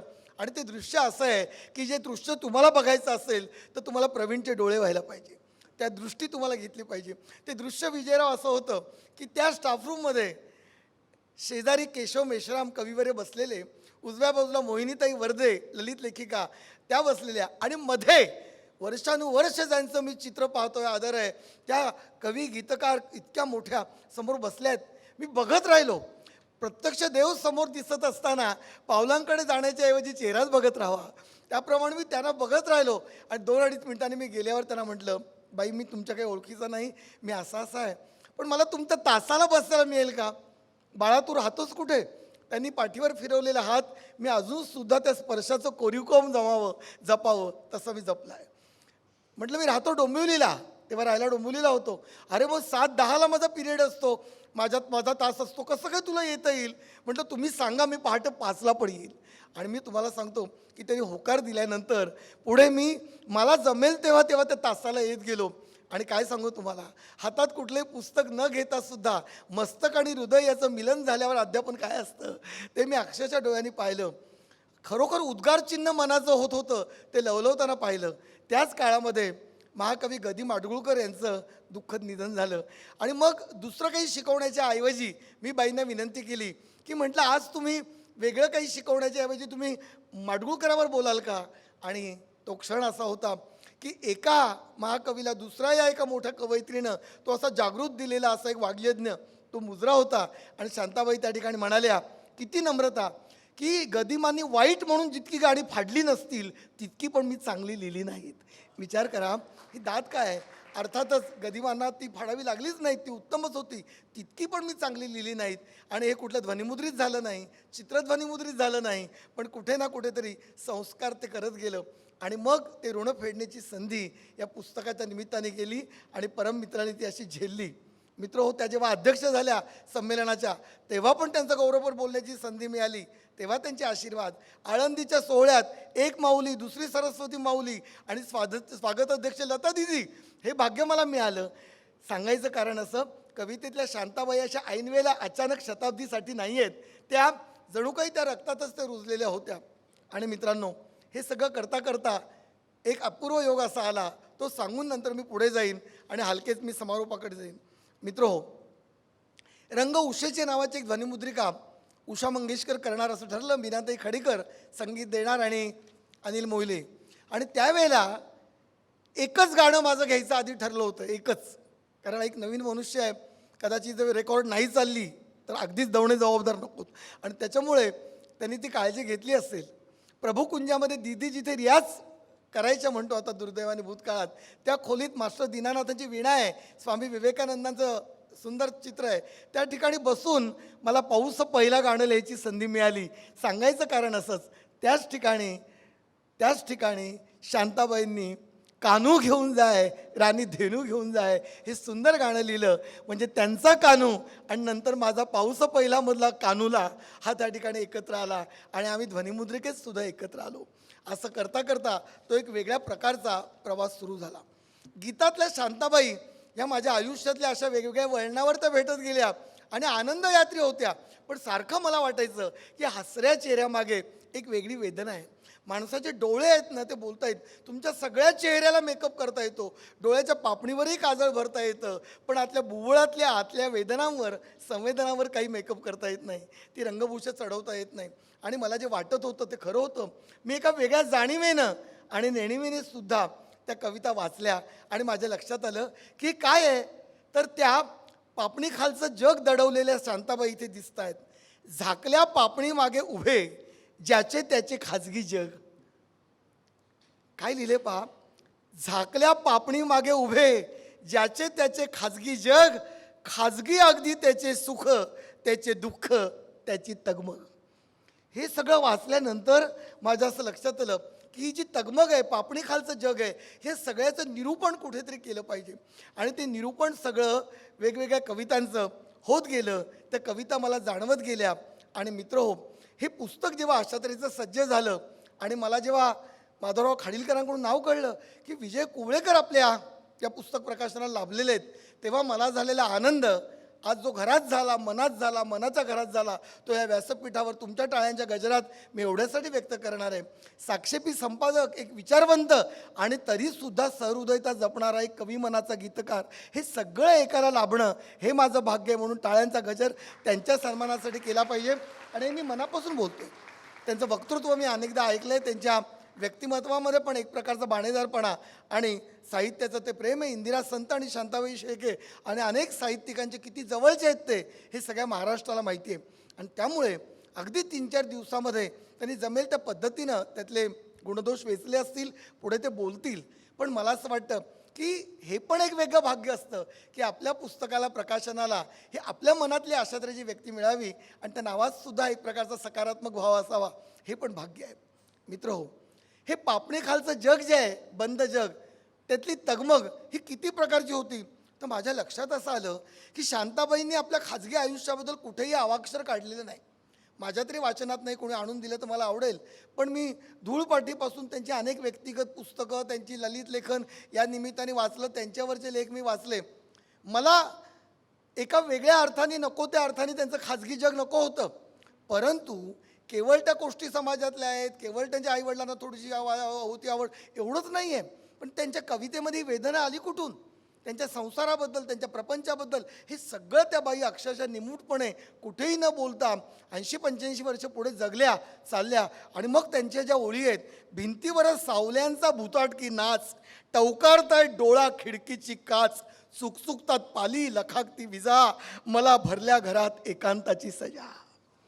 मला भरल्या घरात एकांताची सजा. अशा तऱ्हेची ओळ आल्यावर मला वाटतं की नुसतं प्रतिभेनेच पुरलेलं नसेल, प्रतिभा असेल, त्यामध्ये नक्कीच कवीच्या काही प्रतिमा पण असतील, पण तरीसुद्धा भरल्या घरामधली भरला हा सक्तीचा एकांत काय आहे ते पाहत पाहत मी ते आयुष्य एका प्रकारे चाचपत गेलो. त्यांनीच म्हटलं आहे, जावे भुयारे धुंडीत नेणिवेत खोल, जावे भुयारे धुंडीत नेणिवेत खोल, जरा हृदयतळीची चाचपावी ओल. असा तो हृदयतळीचा ओल चाचपण्याचा प्रवास हा पुढे होत जातो. तुमच्या लक्षात असं येईल जेव्हा तुम्ही ते निरूपण वाचाल आणि उद्धृत केलेल्या काही कविता जेव्हा बघाल, मूळ कविता त्यांच्या संपूर्ण वाचण्याची ओढ जर तुम्हाला लागली तर मला एक लेखक, कवी आणि एक त्यांचा कवितेचा भक्त म्हणून सार्थक झाल्यासारखं होईल. त्याचं रसनिरूपण माझ्या परीने मी केलं आहे. पण त्या निरूपणाचा हेतू निरूपणात गुंतावा हा हेतू नसून मूळ भव्य दिव्य कवितेकडे जावा, किंचित जरी मी थोडं करू शकलो तरी मला असं वाटतं की एक वेगळ्या तऱ्हेचं सार्थक माझ्या सगळ्या रसज्ञतेचं होईल. आणि तशी प्रार्थना मी त्यांच्याच आत्म्यात करतो. खरं म्हणजे गीतात इतक्या तरल असणाऱ्या, कवितेमध्ये टोकाच्या संवेदनशील असणाऱ्या शांताबाई जेव्हा स्वतःच्या एकटेपणाविषयी लिहितात तेव्हा तर किती तीव्र होतात. कित्येक कविता त्यांच्या प्रसिद्धही झाल्या नसाव्यात, कारण त्या देण्याचं सुद्धा कदाचित त्यांनी जे टाळलेलं असेल. त्या जेव्हा म्हणतात, काल झोपताना डोळ्यात कोंडून ठेवलेली घनगर्द रात्र, काल झोपताना डोळ्यात कोंडून ठेवलेली घनगर्द रात्र, आज दिवसाच्या रखरखत्या उजेडातही पसरते आहे वस्तू वस्तूवर काळे सावट. आणि पुढे म्हणतात, काही रात्रींना नसतोच का शेवट, काही रात्रींना नसतोच का शेवट. विचार करा की ज्या प्रश्नांना मुळी उत्तरच नाहीत असे निप्रश्न करणारे, वेगळ्या प्रकारचे निरुत्तर करणारे असं एक अनाथ प्रश्न अरण्यासारखे त्यांच्या कवितेत मला जाणवले. अहो, त्या प्रकरणाला जी शीर्षकं दिलेत ती समीक्षक पद्धतीने मी देऊ शकलो असतो आणि कदाचित त्याच्यावर एखादं मला PhD सारखं काहीतरी पदवी पण मिळाली असती. पण मला ते क्लिष्ट करायचं नव्हतं. मला ती विद्वत्ता आणि मेंदू आणि मला काही दाखवायचं नाही आहे. त्याच्याच कवितेच्या काही ओळी घेऊन त्यांचं वैशिष्ट्य आहे म्हणून शांताबाईंचे गीते, चिंता आणि चिंतन अशी शीर्षकं न देता त्यांच्याच एखाद्या कवितेतून त्यांची वैशिष्ट्य कशी जाणवतील ती शीर्षकं आहेत. त्यांची उत्कटता दाखवताना आतले समुद्री आवेग अशा तऱ्हेचं आहे. किंवा बालगीतं लिहिताना पाऊस पक्षी, ती जी कविता आहे त्यांची किलबिल किलबिल, त्याच्यामधली ओळ आहे. हे सगळं तुम्हाला ते सांगेल आणि मला वाटतं की एक वेगळ्या प्रकारचा असा जो दुःखाचा पण आनंद असतो त्या निरूपणातून तुम्हाला सगळ्यांना होईल असं मला वाटतं. शांताबाई शोधणं ही खरंच अवघड आहे. माझ्या मनोगतात मी त्याच्यामध्ये लिहिले मित्र की दुसरा कोणीतरी कवी येईल, दुसरा कोणीतरी रसज्ञ समीक्षक किंवा कोणीतरी येईल आणि आणखीन कदाचित पुढे वेगळं काहीतरी लिहील आणि शोध घेईल. ही शोधयात्रा आहे आणि गंमत हीच असते सर्जनशील प्रवासाची. सर्जनशील प्रवासाचं वैशिष्ट्य असतं की त्याला साध्य नसतं आणि फक्त साधन जे आहे ते साधन तुमच्या उत्कटतेचं, टोकाच्या ओढीचं घेत घेत तुम्हाला पुढे जायचं असतं. साध्य आलं की संपलं आणि तो फार मोठा प्रवास असतो आणि तो काहीतरी मिळण्यापेक्षा तो विलक्षण असतो. म्हणून शांताबाई म्हणतात, माझ्या आत आहेत प्रचंड डोंगर, माझ्या आत आहेत प्रचंड डोंगर, खोल दऱ्या, दुरातून सूर भरणाऱ्या गूढ अगम्य बासऱ्या, मी ते सारे स्वीकारले आहे. सुराचे अटळ आवाहन, दऱ्या डोंगरांचे भय, दोन्ही एकत्र सांभाळते मी, जीवापाड निसंशय. विचार करा की एकीकडे सूर आणि दुसरीकडे अरण्य, हे दोन्ही एकाच वेळेला मी सांभाळते असं त्या म्हणतात. याचा अर्थ केवळ असं घेऊ नका की त्यांनी अशा टोकाच्या दुःखाच्या एकाकीच कविता लिहिल्यात. निर्भर अशा आनंदाच्या, मोकळ्या उन्हाच्या, कोवळ्या उन्हाच्या अशा पण त्याच्यामध्ये कविता आहेत. पण त्या कविता तुम्ही आनंदाने वाचताच ह्याचंही तुम्ही घ्याल. पण तो माणूस समजून घ्यायचा असेल तर मला असं वाटतं की बर्फाच्या तळघरात अग्नी जपणारा जो कलावंत असतो तो अग्नी जपणारा कलावंत आपण शोधायचा असतो. रसिक म्हणून आपला तो रियाज असतो. आपले पण मनांचे, जाणीवांचे, संवेदनांचे हात आपण भाजून घ्यायचे असतात. ती तयारी असेल तरच रसिकांची समृद्धी असते. नुसतंच आपल्याला आवडतं चटपटीत भेळ खावी आणि त्याच्यावर लिंबू पिळावं तशा तऱ्हेचं लेखन आहे ते कदाचित तुमची रुची ही चविष्ट करेल. पण आपल्या माणूसपणाची अभिरुची जर समृद्ध करायची असेल तर मला वाटतं शांताबाई काय, इंदिरा संत काय, आरती प्रभू काय, ग्रेस काय, अशा आतलं जीवन कवितेत मांडणाऱ्या कवींतेकडे वळणं हा एक वेगळ्या तऱ्हेचा ध्यास असतो आणि ते सांगण्याचा प्रयत्न करतो. मित्रहो, समारोप करताना मी एवढंच म्हणेन की मग शांताबाईंनी हा प्रयत्न केला नसेल का? त्या बुद्धिमान होत्या, त्या हृदयवान होत्या, संवेदनाशील होत्या, सगळं वाचन होतं, आपण सगळं बोलतोय. पण काय असतं माहिती आहे, शेवटी गंमत अशी आहे की कितीही तत्त्वज्ञान जरी वाचलं ना तरीसुद्धा मी जे ग्रंथ वाचले सारे धपकन पडले, मी वेडी होऊन धावत सुटले, अशा प्रकारे वाचलेले ग्रंथ धपकन पडतात आणि आतलं जे आपलं पछाडलेपण आहे ते असं बेभानपणे निखाऱ्यावरून धावत सुटतं. हाच कलावंताच्या आयुष्यातला एक निखारा योग असतो आणि त्यामुळे सगळं माहिती असतं माणसाला. पण काय करणार, नियती काही वेळेला एक नवीन दुःखाचे डोंगर पण आधीचं सुख बाजूला नेताना देत असते. प्रथम तिने आभाळाची कोळिष्टके झाडून काढली, प्रथम तिने आभाळाची कोळिष्टके झाडून काढली, मग दिशा पुसून घेतल्या नीट, मग दिशा पुसून घेतल्या नीट, प्रदूषित हवेवर तिने शिंपडल्या 4 ताज्या झुळका. तरलता पहा, प्रदूषित हवेवर तिने शिंपडल्या 4 ताज्या झुळका आणि उधळली ओंजळ उन्हे सर्वभर, ओंजळ उन्हे सर्वभर उजळली. सगळीकडे सगळं तिने केलं, पुन्हा नव्याने जगायचं ठरवलं, कोळिष्टकं झाकली, दिशा पुसल्या, प्रदूषित हवेवर तिने शिंपडल्या, 4 सगळं केलं. हे सगळं करत असताना किती वेळ गेला तर शांताबाई म्हणतात तेवढ्यात तिच्या ध्यानात आले आपल्याच पायांभोवती वारूळ चढायला सुरुवात झाली. तेवढ्यात तिच्या ध्यानात आले आपल्या पायांभोवती वारूळ चढायला सुरुवात झाली आहे आणि आता तक्षकांचा वंश वाढू लागला आहे. विचार करा, हा ज्या तऱ्हेचे श्रोते माझ्या समोर आहेत, म्हणजे व्यासपीठ जितकं आदरणीय आहे, जितकं वंदनीय आहे, सभागृहाचं व्यासपीठ करणारा इथला प्रत्येक श्रोता हा तितकाच आदरणीय म्हणून मी जीवापासून बोलतोय. इथे अनंत नामवंत चेहरे आहेत, त्याचा उल्लेख करून मी काही वेळ घेणार नाही, पण एकच नाव मी घेतो की कवी कुसुमाग्रजांच्या पहिल्या कविता ताज्या ताज्या ज्यांना ऐकायची संधी मिळाली ते आदरणीय मोहनदास सुकटणकर इथे आहेत. त्यांच्यासाठी टाळ्यांचा गजर आला. केवढं मोठं व्यक्तिमत्व. मी त्यांना नेहमी म्हणतो की तुमचा हात हातात घेतला की मला कुसुमाग्रजच भेटल्याचा आनंद होतो. असो, सांगायचं आहे की असं अशी प्रचंड माणसं या ठिकाणी. सुहाजी बहुलकर आहेत, उद्या पुस्तकाचं प्रकाशन आहे आणि आपण तितक्याच संख्येने इकडे येणार आहात.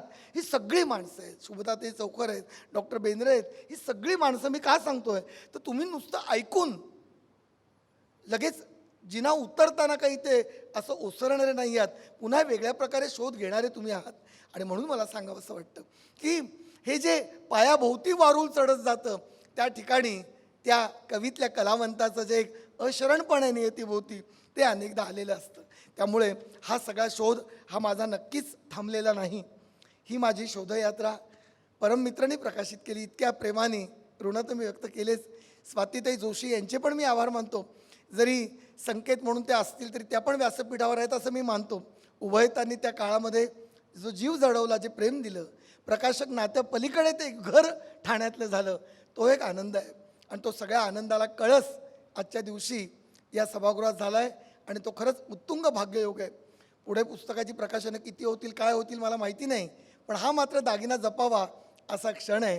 कारण त्याने आठवण केली की घन वरसे हे बोलताना 30 वर्षापूर्वी ते मागे गेले आणि मला आणखीन एक आठवण तिथे सांगायचे. पहिल्या रांगेत कविश्रेष्ठ शंकर वैद्य त्या ठिकाणी उपस्थित होते आणि टाळ्यांचा गजर त्यांनी तेव्हा केला होता. अशा तऱ्हेच्या टाळ्या म्हणजे सुद्धा वक्त्याला मिळालेली ऑस्कर पुरस्कार असतात, नाही तर वक्त्याला भास्कर पुरस्कारच जास्त मिळतात. परंतु मित्र हो, गमतीचा किंवा कोटीचा भाग सोडा, सांगायचं हे हा आनंद पार्लेकर आणि परिसरातल्या मंडळींनी दिला आहे, तो आनंद व्यक्त कर. मगाशी ज्या कवितेचा पुन्हा पुन्हा उल्लेख झाला, ज्या अत्यंत अप्रतिम सुरावटीत जी कविता बांधली, माधुरी करमरकर यांनी गायली आणि मिलिंदजींनी संगीत दिलं, याचा उल्लेख मी एवढ्यासाठी समारोपाला करणार आहे की मग आश्वासन कुठलं आहे? जन्म मृत्यू दोन्ही अटाळे आपल्याला माहिती आहे, हे सगळं आहे, सगळं आपल्याला मान्य आहे. परंतु तो चिरविरहाचा वेदनेचा असा जो एक आतमध्ये येणारा अश्रू आहे, तो मागे लोटला जाऊन एक आश्वासन तयार होतं. आणि त्याचं कारण ते जेव्हा म्हणतात की ढलपी ढलपी सुटून मुळे झाली सैल, रुजते आहे झाड माझ्या रक्ताच्याही पैल. शेवटी भगवद्गीताच आहे ना, इथे काहीच संपत नाही, काहीच विनाश पावत नाही, सगळं आहे नाही नाहीमधून आहे, हे सगळं चाललेलं आहे. सगळ्या धर्मात तेच आहे, काही नवीन निर्माण होत नाही आणि काही जात नाही, काहीच नष्ट होत नाही. ही म्हणून तर मजा आहे. मला वाटतं की हा एक धीर देणारा असा एक प्रबळ आशावाद शांताबाईंच्या कवितेतून मला तो जाणवला. मग ते म्हणतात कधीतरी एके दिवशी मीच झाड होईन. या ओळीची शैली बघा. लहान मुलाला आपण म्हणतो की नाही, मी एकदा तुला चॉकलेट देईन, म्हणून सगळी गंभीर शैली जाऊन इथे मात्र स्वतःविषयी बोलताना एखादी मनगोष्ट सांगावी त्याप्रमाणे शांताबाई सांगून जातात, कधीतरी एके दिवशी मीच झाड होईन, पानांमधून ओळखीचे जुने गाणे गाईन. क्या बात आहे. पानांमधून ओळखीचे, ते जे नवं तरारून झाड येईल, पुन्हा त्या पानांमधून या झाडांनीच मातीमधून गायलेलं काही वर्षांपूर्वी जे जुनं गाणं आहे ते पुन्हा नव्या मोहरांतून गाईन.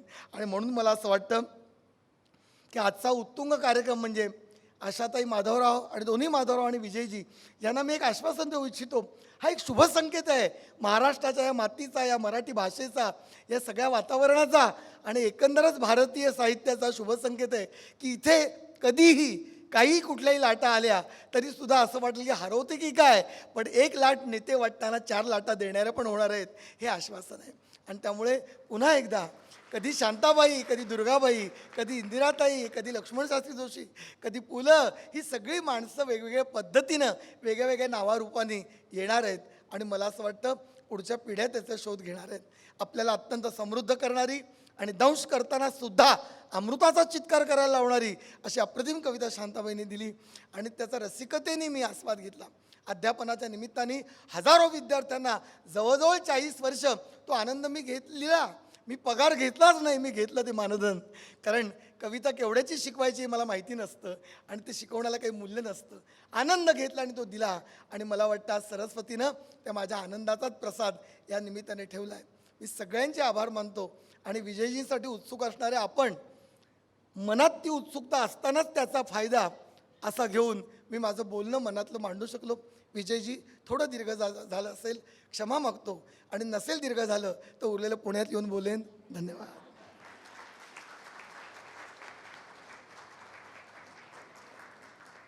धन्यवाद. इतक्या उत्कटतेचा अनुभव घेतल्यानंतर यावरती अधिक काही भाष्य करण्याची मला वाटतं गरजच नाही. आणि पुढचे वक्ते अर्थात विजयजींचाही त्यांनी परिचय आपल्याला करून दिला आहेच. फक्त दवणे सरांविषयी एकच ओळ बोलावीशी वाटते, जी बालकवींची ओळ आहे. दवणे हे एका अर्थी क्रियापद आहे असं मला वाटतं. आणि बालकवींनी जे म्हटलं आहे की सौंदर्याच्या सुमनावरचे दव चुंबून घ्यावे, तर मला वाटतं ती तरलता दवणे सरांच्या साहित्यातून आपल्यापर्यंत पोहोचत असते. आणि याचप्रमाणे आणखीन एका पुस्तकाचा उल्लेख सर मला आवर्जून करावासा वाटतो. सूर्योपासक कुसुमाग्रज, हे तुम्ही कुसुमाग्रजांच्या साहित्याची रसास्वादी केलेली समीक्षा. आणि मला वाटतं आता हे एक पुढचं पाऊल. आणि संत वसंत या नावाचं तुमचं नुकतंच आलेलं पुस्तक, ज्यातही 35 संत रचनांचा त्यांनी रसास्वादी घेतलेला. तर हे मला वाटतं हे किती उत्कट आहे आणि आपल्याला किती संपन्न करणार आहे, समृद्ध करणार आहे, याचा फक्त ओझरता उल्लेख करून पत्रकारितेच्या क्षेत्रातले अनेक विक्रम ज्यांच्या नावावरती आहेत आणि साहित्याच्या क्षेत्रातली त्यांची मुसाफिरी, एकच फक्त विक्रम मला सांगावासा वाटतो, तो म्हणजे रावसाहेब या चित्रपटासाठी कथा, पटकथा, संवाद आणि गीतं या चारही विभागांची पुरस्कार एकाच व्यक्तीला मिळण्याचा महाराष्ट्रातला एकमेव योग हा विजयजी कुवेकरांच्या बाबतीत आहे. आणि त्यामुळे आपण त्यांना ऐकायला उत्सुक आहोत. मी अधिक वेळ घेत नाही. धन्यवाद. जाता जाता आपण पुस्तक स्वीकारल्याशिवाय नक्की जाणार नाही आहोत. आणि आत्ता म्हटलं तसं ते अमूल्य आहे, त्यामुळे त्याचं मूल्य आपण आनंदाने देणार आहोत.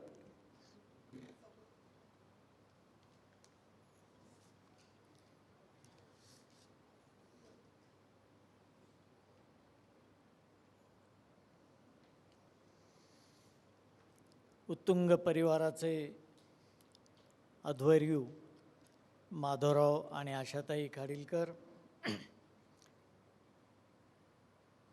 कवी प्राध्यापक प्रवीण दवणे, परममित्र पब्लिकेशन्सचे माधवराव जोशी, उपस्थित मान्यवर आणि मित्र,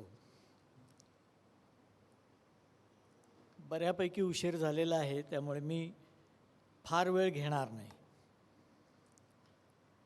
पण थोडा वेळ घेतला नाही तर आपल्याला असं वाटण्याची शक्यता आहे की पुस्तक न वाचता आला.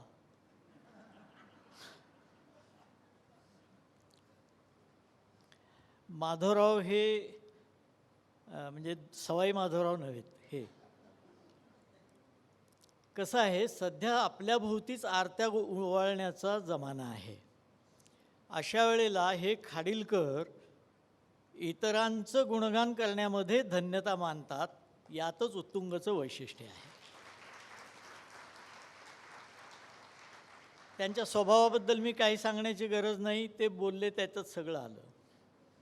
मला भीती एवढीच होती की ते आता बसा शांत, लवकर सुरू करायचं आहे असं जाहीरपणानं सांगू शकतात. पण त्यांनीच म्हटल्याप्रमाणे त्यामुळे एक घरगुतीपणा निर्माण होतो.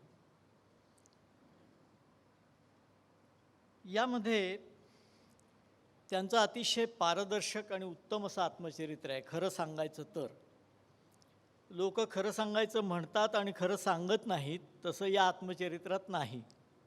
त्यांनी खरंच खरं सांगितलेलं आहे आणि बरंच खरं सांगितलेलं आहे.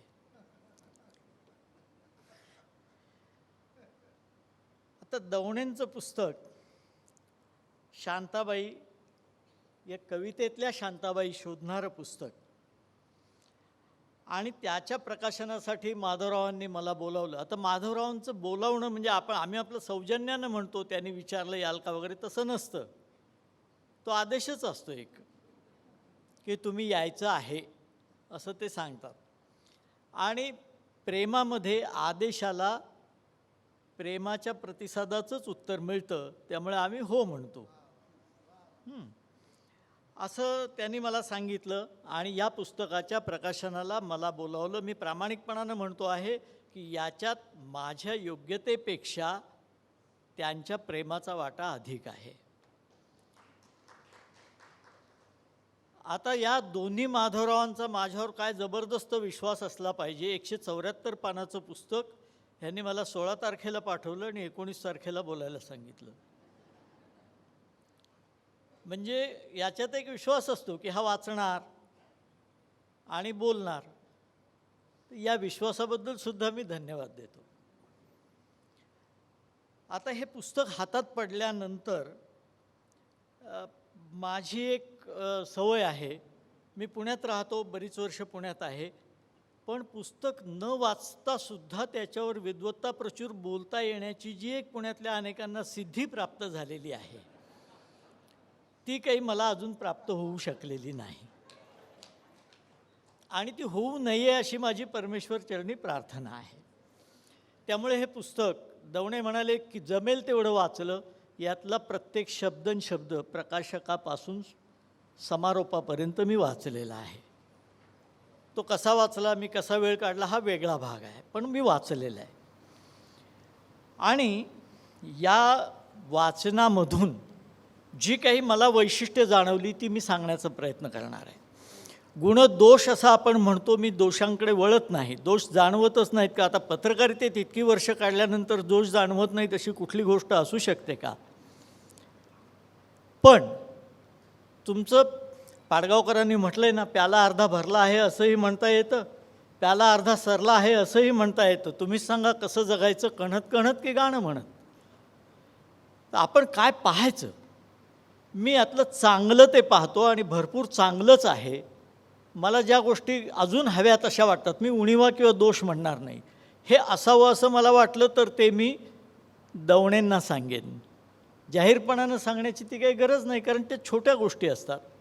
आणि म्हणून एक चांगलं पुस्तक त्यांनी लिहिलं असं मी म्हणतो पहिल्यांदाच. पण त्याआधी कवी आणि साहित्यिक हे कार्यक्रमामधून, आविष्कारामधून जेवढे पोचतात तेवढे प्रत्यक्ष लेखनामधून कमी पोचतात त्या मानानं. म्हणून आधी जो गाण्यांचा कार्यक्रम झाला त्या कार्यक्रमाला दाद दिली पाहिजे आणि तुम्ही सर्वांनी ती दिलेली आहे असं मी समजतो. त्यात मी समीराचा थोडा मुद्दाम उल्लेख करणार आहे की सूत्रसंचालकानं सुद्धा वाचलेलं असलं पाहिजे. ही केवढी मोठी गोष्ट आहे. सूत्रसंचालकाचा सुद्धा अभ्यास असला पाहिजे. मी असे सूत्रसंचालक पाहिलेत. आजचे आपले प्रमुख पाहुणे, काय नाव?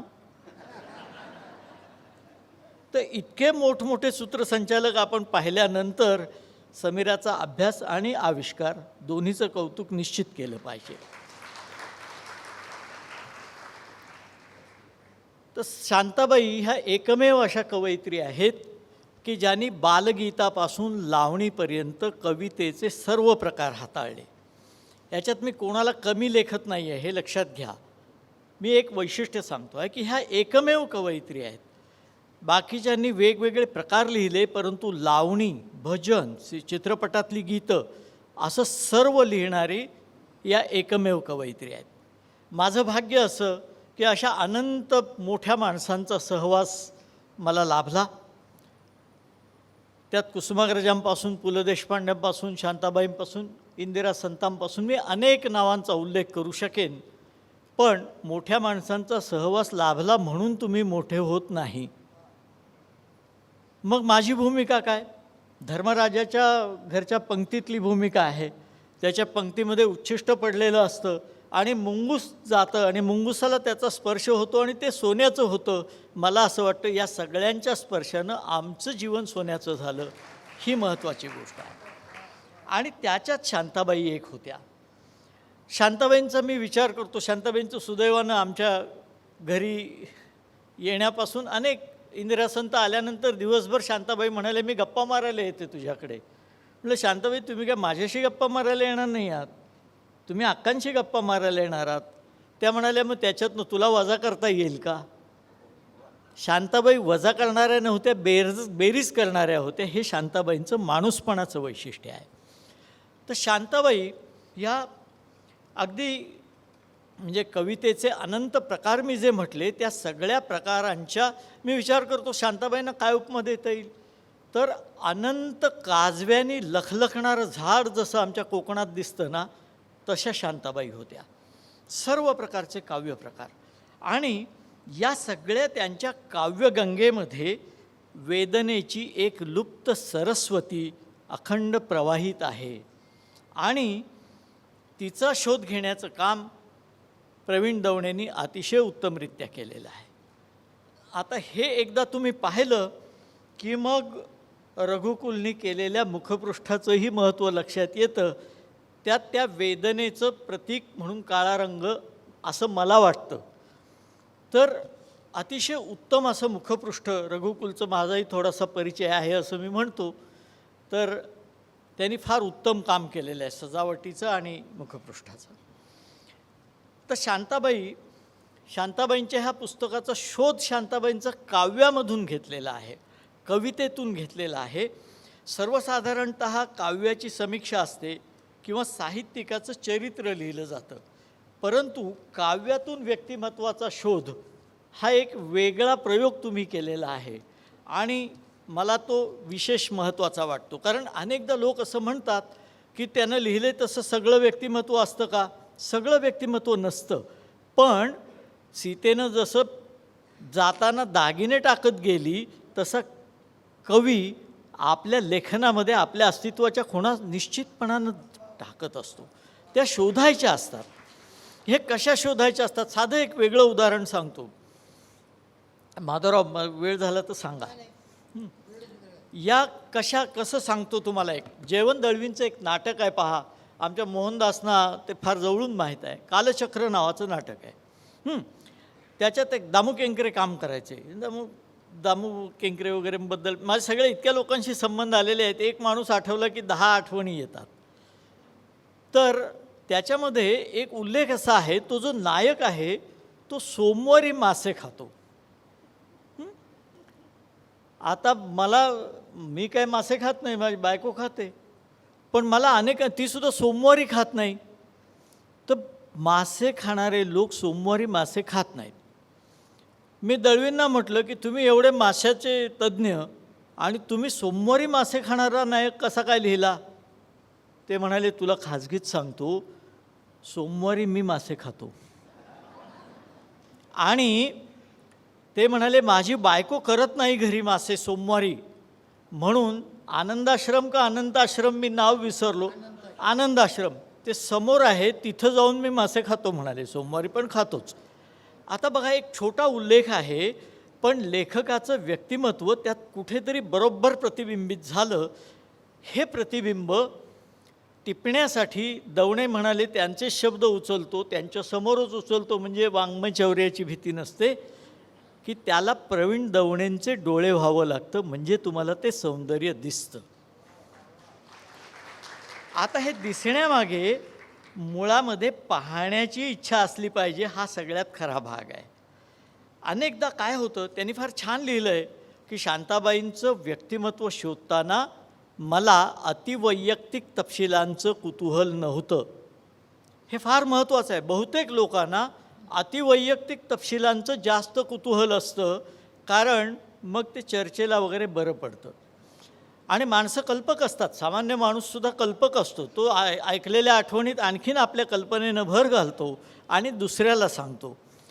अशा प्रकारचं कोणतंही कुतूहल आपल्यात नाही, हे दवणेंनी प्रारंभापासूनच नव्हे तर किमान 3-4 वेळा पुस्तकामध्ये ते लिहिलं आहे की मला अतिवैयक्तिक कुतूहल नाही. पण कसं असतं पहा, दवणे कवी आहेत. काव्यामध्ये त्या कवीच्या अंतरंगातली एक नस ठणठणते आहे, ठणकते आहे, हे त्यांनी बरोबर हेरलं आणि त्याची त्यांनी वेगळ्या वेगळ्या पद्धतीनं नोंद केली. आता व्यक्तिमत्वाच्या ह्या खुणा जशा असतात तशा अनेक, त्यांनी कितीतरी चांगलं म्हटलं आहे की कवितेच्या अंतर्हृदयापर्यंत जाऊन कवितेतल्या शांताबाईंना भेटण्याचा हा प्रयत्न आहे. आता मुळात कवितेचं आंतरहृदय, आपण एकमेकाच्या हृदयाची चिंता करत नाही, हा माणूस कवितेतलं आंतरहृदय शोधतो आणि त्यातून त्यातल्या शांताबाईंना भेटण्याचा प्रयत्न. आणि ते म्हणतात ही शोध प्रक्रिया इथे पूर्ण झालेली नाही, ही निरंतर चालणारी प्रक्रिया आहे. सातत्यानं कदाचित यानंतर मला अजून नवीन अर्थ लागतील आणि ही शक्यता असतेच असते. त्याचबरोबर हा जो शोध आहे, हा शोध त्यांचे शब्द सांगायचे, त्यांनी म्हटलं शिणवणारा आहे आणि समृद्ध करणाराही आहे, आनंद देणारा आहे आणि आर्त करणाराही आहे. आता ह्या दोन्ही गोष्टी एकाच शोधामध्ये आहेत आणि शब्द हे शांताबाईंचं वैशिष्ट्य आहे. शांताबाई मला एकदा कुसुमाग्रज म्हणाले, मी म्हटलं तात्यासाहेब तुमच्या कवितेत अचूक नेमका शब्द जिथे पाहिजे तिथे तोच कसा येतो?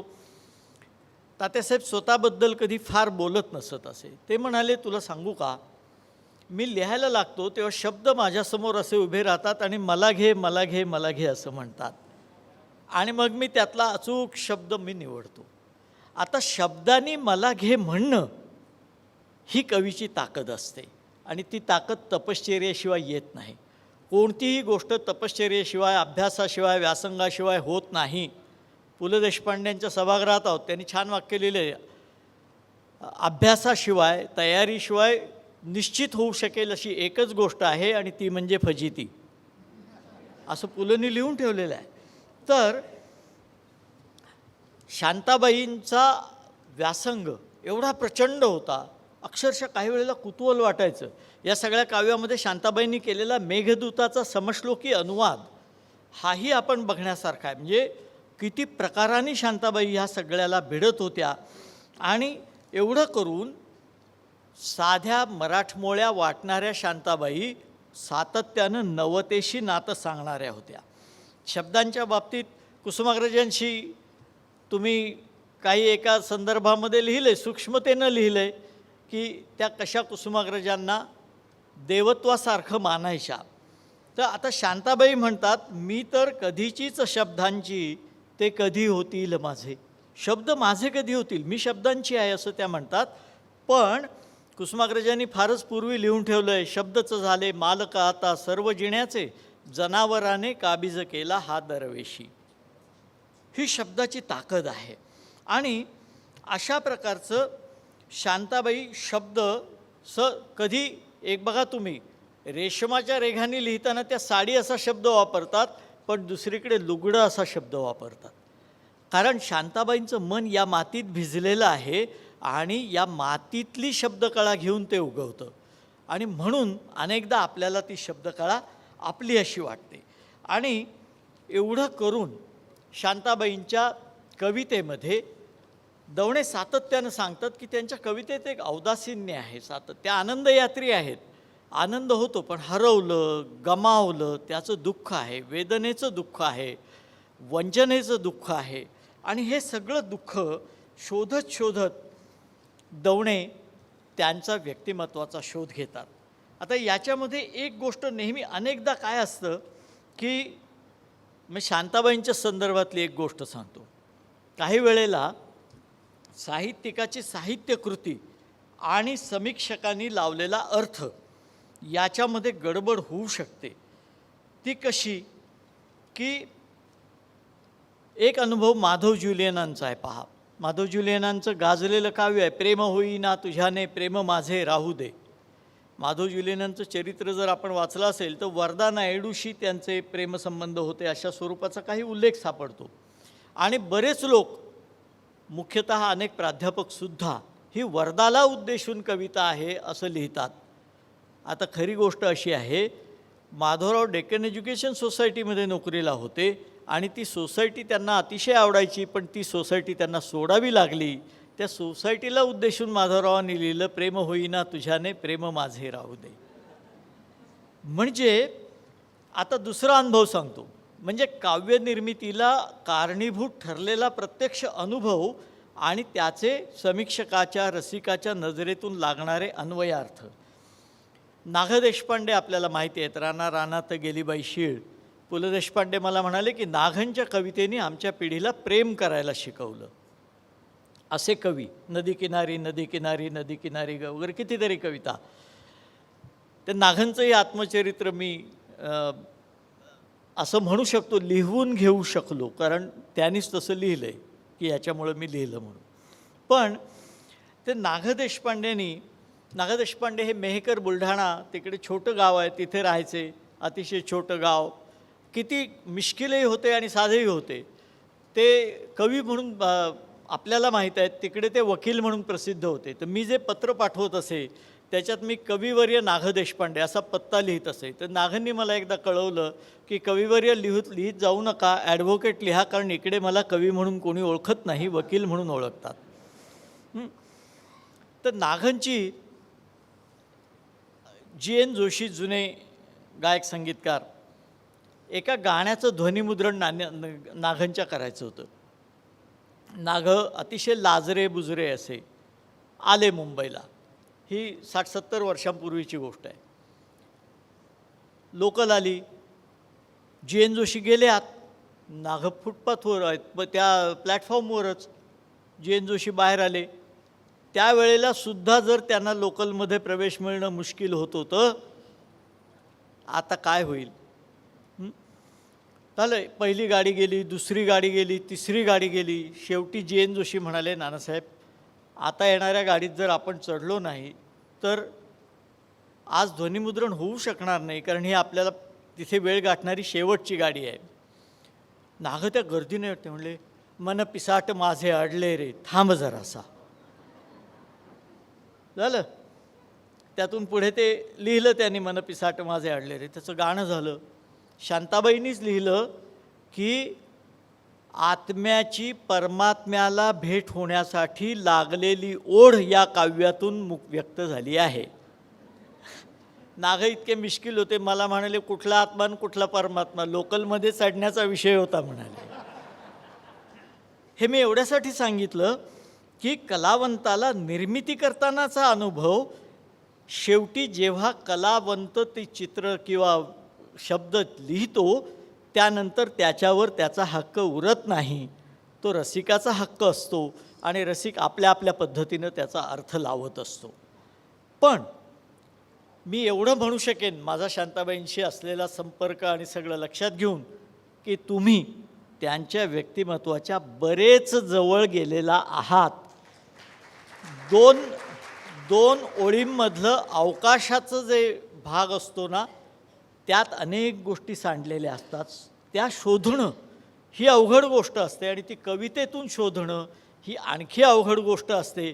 कदाचित काही वेळेला माहितीचा उपयोग होतो, नाही असं नाही, परंतु या प्रकारचा संबंध शोध घेणं आणि तो शोध घ्यावा असं वाटणं हे सुद्धा अतिशय महत्त्वाचं आहे. आणि म्हणून या प्रकारचं त्यांनी कवितांचं अतिशय समरसून रसग्रहण केलेलं आहे. अनेक नव्या गोष्टी लिहिल्या आहेत. ते अलंकारिक खूप बोलतात आणि लिहितात अनेकदा. कारण कसं होतं, अलंकार असे झगमगीत अलंकार, शब्दांचे अलंकार तर तुम्हाला मोहवणारच ना कितीही म्हटलं तरी. आणि मग शब्द तुमच्यापाशी असतील, जसं शांताबाईंचं आणि गदिमांचं त्यांनी सांगितलं की शब्दावर तुमची हुकमत असेल. आणि या मातीत आचार्य अत्र्यांनी म्हटलं आहे, शब्दांवर माझी एवढी हुकमत आहे की मी ह्या क्षणी तुम्हाला खदाखदा हसवीन आणि पुढच्या क्षणाला तुमच्या डोळ्यातून पाणी काढण्या एवढं तुम्हाला रडवीन. हे म्हणायला अत्रे लागतात, आम्ही म्हणून उपयोग नाही. कारण काय होतं, हल्ली कोणी उठतो म्हणतो मी हे करीन आणि तुम्ही रडला नाही तर तुम्हाला हृदयच नाही. म्हणजे तुझ्या शब्दात सामर्थ्य नाही म्हण ना, तुम्हाला हृदय नाही हे काय आहे. तर ही ताकद, शेवटी ताकद कोणाची, कोण बोलतो यालाही महत्त्व आहे. काय सरकारचे डोके ठिकाणावर आहे काय, हे लोकमान्य टिळकांनी लिहिलं म्हणून त्या शब्दांना मंत्राचं रूप प्राप्त झालं. आता कुठलाही उठून जर लिहायला लागला सरकारचे डोके ठिकाणावर आहे काय, तर लोक म्हणतील सरकारच्या डोक्याचं नंतर बघू, आधी तुमच्या डोक्याचं पाहू. शब्द कोण उच्चारतो त्याच्या मागे, शब्दामागे संबंध, तुमची तपश्चर्या उभी असते, ताकद उभी असते, ती तुमच्या आयुष्यातल्या अनुभवांची असते आणि त्या ताकदीनं त्या शब्दाला मंत्राचं रूप येतं. म्हणून शब्दांचं तुमच्याकडे किती किती किती आत्मीयतेनं तुम्ही शब्द झेलले आहेत, शब्द भोगले आहेत, शब्द अनुभवले आहेत, शब्द जमवले आहेत, शब्द कमावले आहेत, याच्यावर अनेक गोष्टी अवलंबून आहेत. माडगुळकरांचं उदाहरण सांगतो. एक माडगुळकरांना एकदा ते पुलंनी सांगितलं वगैरे असं म्हटलं जातं, त्याच्यात अनेक संदर्भ वेगवेगळे आहेत, पण कुणी सांगितलं काय सांगितलं सोडून देऊ. कविता अशी माडगुळकरांना दिली, एका अर्ज करून दिलवर किसी से न कहियो जी, रातभर रहियो सवेरे चले जइयो जी. माडगुळकरांनी त्याचं अनुवाद केला. अनुवाद नाही म्हणता येईल त्याला, काव्यांतर म्हणतो मी. माडगुळकरांनी लिहिलं, एक अर्ज तुम्हा दिलवरा मनीचं मनी ठेवा जी. हे जी हे खास मराठमोळं आहे. एक अर्ज तुम्हा दिलवरा मनीचं मनी ठेवाजी, रातभर राहावा झुंझुरका तुम्ही जावाजी. हा जो झुंझुरका आहे ना, हा काव्यातला मातीतून आलेला शब्द आहे. ज्याला झुंझुरका, मातीतला झुंझुरका माहीत नाही, त्याच्या काव्यात तो झुंझुरका येऊ शकत नाही. मी ज्ञानेश्वर महाराजांच्यावरती एक मालिका लिहिली होती, ETVवर झाली होती. त्याच्यात एक अतिशय सुशिक्षित, आता सध्या सुशिक्षित खूप लोक असतात, त्यामुळे थोडी अडचण होते.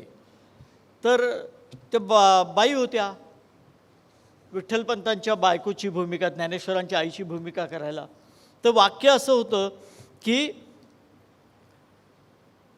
विठ्ठलपंत निराश झाले आहेत आणि त्या सांगतायत की आपण मुळीच चिंता करू नये, आपला ज्ञानदेव, आपला ज्ञानूला निश्चितच परत येईल याची माझे मन मज ग्वाही देते आहे, असं वाक्य होतं. त्या बाई खूप शिकलेल्या होत्या. त्या म्हणाल्या, आपण मुळीच काळजी करू नये, आपला ज्ञानेश्वर परत येईल याची मला गॅरंटी आहे.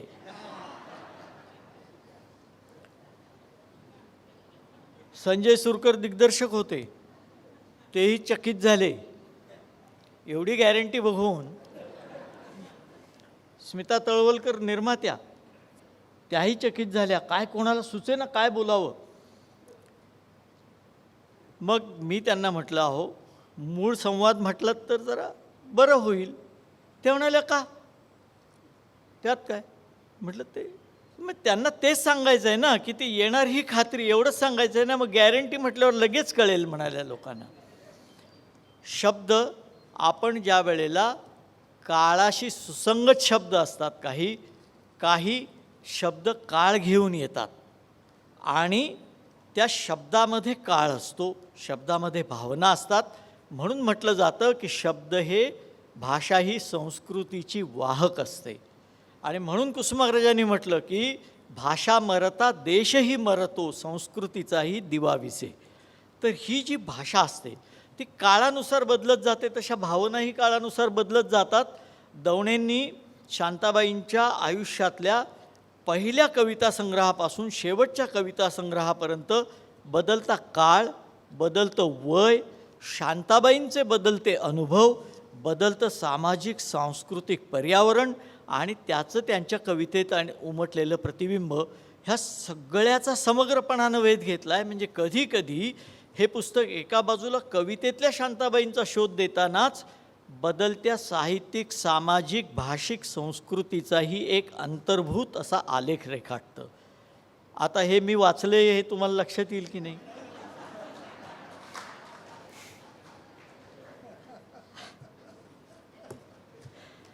तेव्हा आणि हे सगळं करत असताना शांताबाईंच्या संबंध लेखनातला निसर्ग, रंग, औदासिन्याच्या छटा, न सांगितलेले पण सांगितलेले अनुभव, म्हणजे न सांगितलेले म्हणजे शब्दात सांगितलेले नाहीत, पण ते तुम्हाला कळतात. एका वेगळ्या अर्थानं ये हृदयीचे ते हृदयी घातले असं सहजगत्या होऊन जातं. अशा प्रकारचे हे सांगताना दवणे काय, दवणे हे शब्दांचे कारागीर पण आहेत. ते इतके शब्द नवीन नवीन लिहितात की अरण्य अटळता असा एक शब्द वापरला. शांताबाईंच्या संबंध लेखनात येणारं अरण्य, तर अरण्य अटळता किंवा सांज तीर. जसं समुद्राला तीर असतो, नदीला तीर असतो, संध्याकाळच्या तिन्ही सांजेच्या अंधाराचा तीर, ते सांज तीर असा शब्द वापरतात. किंवा कवीच्या, प्रतिभावंताच्या मनातल्या ज्या वेदना असतात त्यातून काही प्रगटतं, त्याला ते ठणक टिंबे असा शब्द त्यांनी वापरला आहे. आता इतके मी खूप शब्द सांगू शकेन, मी वेळेअभावी जास्त बोलत नाही, मी खूप वेळ घेतलेला आहे, मला कल्पना आहे. त्यामुळे मी अधिक न बोलता असं म्हणतो की शांताबाईंच्या आयुष्यातलं एकाकीपण, उदासपण, दुखरेपण, शल्य, व्याकुळता, आनंद, हे सगळं दवणेंनी अतिशय चांगल्या पद्धतीनं कवितेतून शोधलं आहे. आणि मला ह्याचं अप्रूप आहे की कवितेतून शोधलेलं आहे. ते स्वतः कवी आहेत, सहृदय कवी आहेत, आणि दुसऱ्यांचं सुद्धा चांगलं म्हणावं अशा वृत्तीचे कवी आहेत. आत्ता काय होतं, मला एक साहित्यिक भेटले, ते मला म्हणाले तुम्ही काय करता? म्हटलं काहीच करत नाही. कारण जो विचारतो तुम्ही काय करता त्याला काय सांगायचं? म्हटलं काही करत नाही. तेव्हा काय लिहिता वगैरे का? म्हटलं नाही, फारसं काही नाही. हां म्हणाले. म्हटलं तुम्हाला काहीच माहीत नाही का? ते म्हणले नाही. म्हटलं ते कसं काय? ते म्हणजे मी दुसरं कोणाचं काही वाचतच नाही. म्हटलं सर्वात सुखी आहात तुम्ही, कारण जो दुसऱ्याचं वाचत नाही त्याला आपण किती खोलात आहोत हे कळतच नाही ना. मग तो किती सुखी असतो पहा. पण खरा सुखी कोण असतो? जो दुसऱ्याचंही वाचतो, त्यातलं चांगलं ते वेचतो आणि ते नुसतं वेचून थांबत नाही. जे जे आपणासी ठावे ते ते इतरासी शिकवावे असं मी म्हणत नाही. ते जरी शिक्षक असले आयुष्यभर तरी त्यांनी ते ते इतरासी सांगावे. ही रसिकतेची ओढ आहे, ही काव्य प्रसाराची ओढ आहे. जे जे चांगलं तुमचं जे ध्येयगीत आहे त्या गीताशी सुसंगत आहे, जे जे उत्तम उदात्त उन्नत महन मधुरते ते लोकांना सांगावं आणि त्यातून आपल्याला जो आनंद मिळाला तो आनंद इतरांना द्यावा, अशी यामागची प्रेरणा आहे. आनंद ही एकच गोष्ट अशी आहे जी दिल्यानं वाढते, कधीच कमी होऊ शकत नाही. आणि म्हणून तो आनंद देण्याचं काम शांताबाईंनी आयुष्यभर केलं. त्यांनी आपल्याला काय आनंद दिला हे सांगण्याचं काम या माध्यमातून प्रवीण दवणेंनी केलं. आणि त्यांनी जे केलं ते माधवराव जोशांचं मला बरं झालं कळलं, ते की वाचून बघेन आणि मग सांगेन असं ते प्रत्येकाला सांगतात. त्यामुळे आता कोणी हस्तलिखित देताना सांगायला हरकत नाही वाचून झालं की सांगा म्हणून, म्हणजे मधला संवादच टाळता येईल ना आपल्याला. पण त्यांनी जे हे आनंदाचं सबंध चित्रण केलं, एक पट रेखाटला, ते कविता बालकविता लिहिताना बालकवितेचं वैशिष्ट्य काय, लावणीवर लिहिताना लावणीचं काय वैशिष्ट्य, जाता जाता त्यांनी त्या त्या काव्यप्रकारांची वैशिष्ट्ये सांगितली. अशा प्रकारानं म्हणजे एखादं फूल असतं ते, जसं मगाशी आपण ऐकलं की शांताबाई म्हणाल्या फुलाचं डिसेक्शन करून आनंद नाही मिळू शकत, पण एखादं फूल एकाच बाजूनं बघूनही सर्वस्वानं त्याचं दर्शन होत नाही. दवणेंनी शांताबाईंच्या कवितांचं हे ब्रह्मकमळ सर्व बाजूनी पाहून त्यातलं सौंदर्य शोधण्याचा प्रयत्न केलेला आहे आणि ते सौंदर्य तुम्हा आम्हाला सांगण्याचा प्रयत्न केला आहे. ते आपल्यापर्यंत अतिशय चांगल्या प्रकारानं एका माधवराव जोशांनी पोचवलेलं आहे. रघुकुलनी त्याला खूप छान देखणं मुखपृष्ठ, अर्थपूर्ण मुखपृष्ठ आणि आतली पृष्ठ सजावटसुद्धा उत्तम केलेली आहे. आणि या सगळ्यात खरं म्हणजे काही देणं घेणं नाही अशा ह्या आमच्या माधवरावांनी, खाडीलकरांनी उत्तुंगच्या व्यासपीठावर हे केलं. याचं कारण त्यांचा स्वभाव, आपल्याला जो आनंद मिळतो आहे तो जाहीरपणानं वाटावा हा आहे. त्यामुळे त्यांनी हे केलं. आता ह्या सगळ्यामध्ये मला बोलावलं, पुष्पासंगे मातीस वास लागे, याप्रमाणे मलाही खूप आनंद झाला. या आनंदाबद्दल मी आपणा सर्वांचे आभार मानतो. उशीर झालेला असतानाही आपण थांबलात आणि शांतपणानं माझं ऐकून घेतलं, याबद्दल आपले आभार मानतो आणि थांबतो. नमस्कार.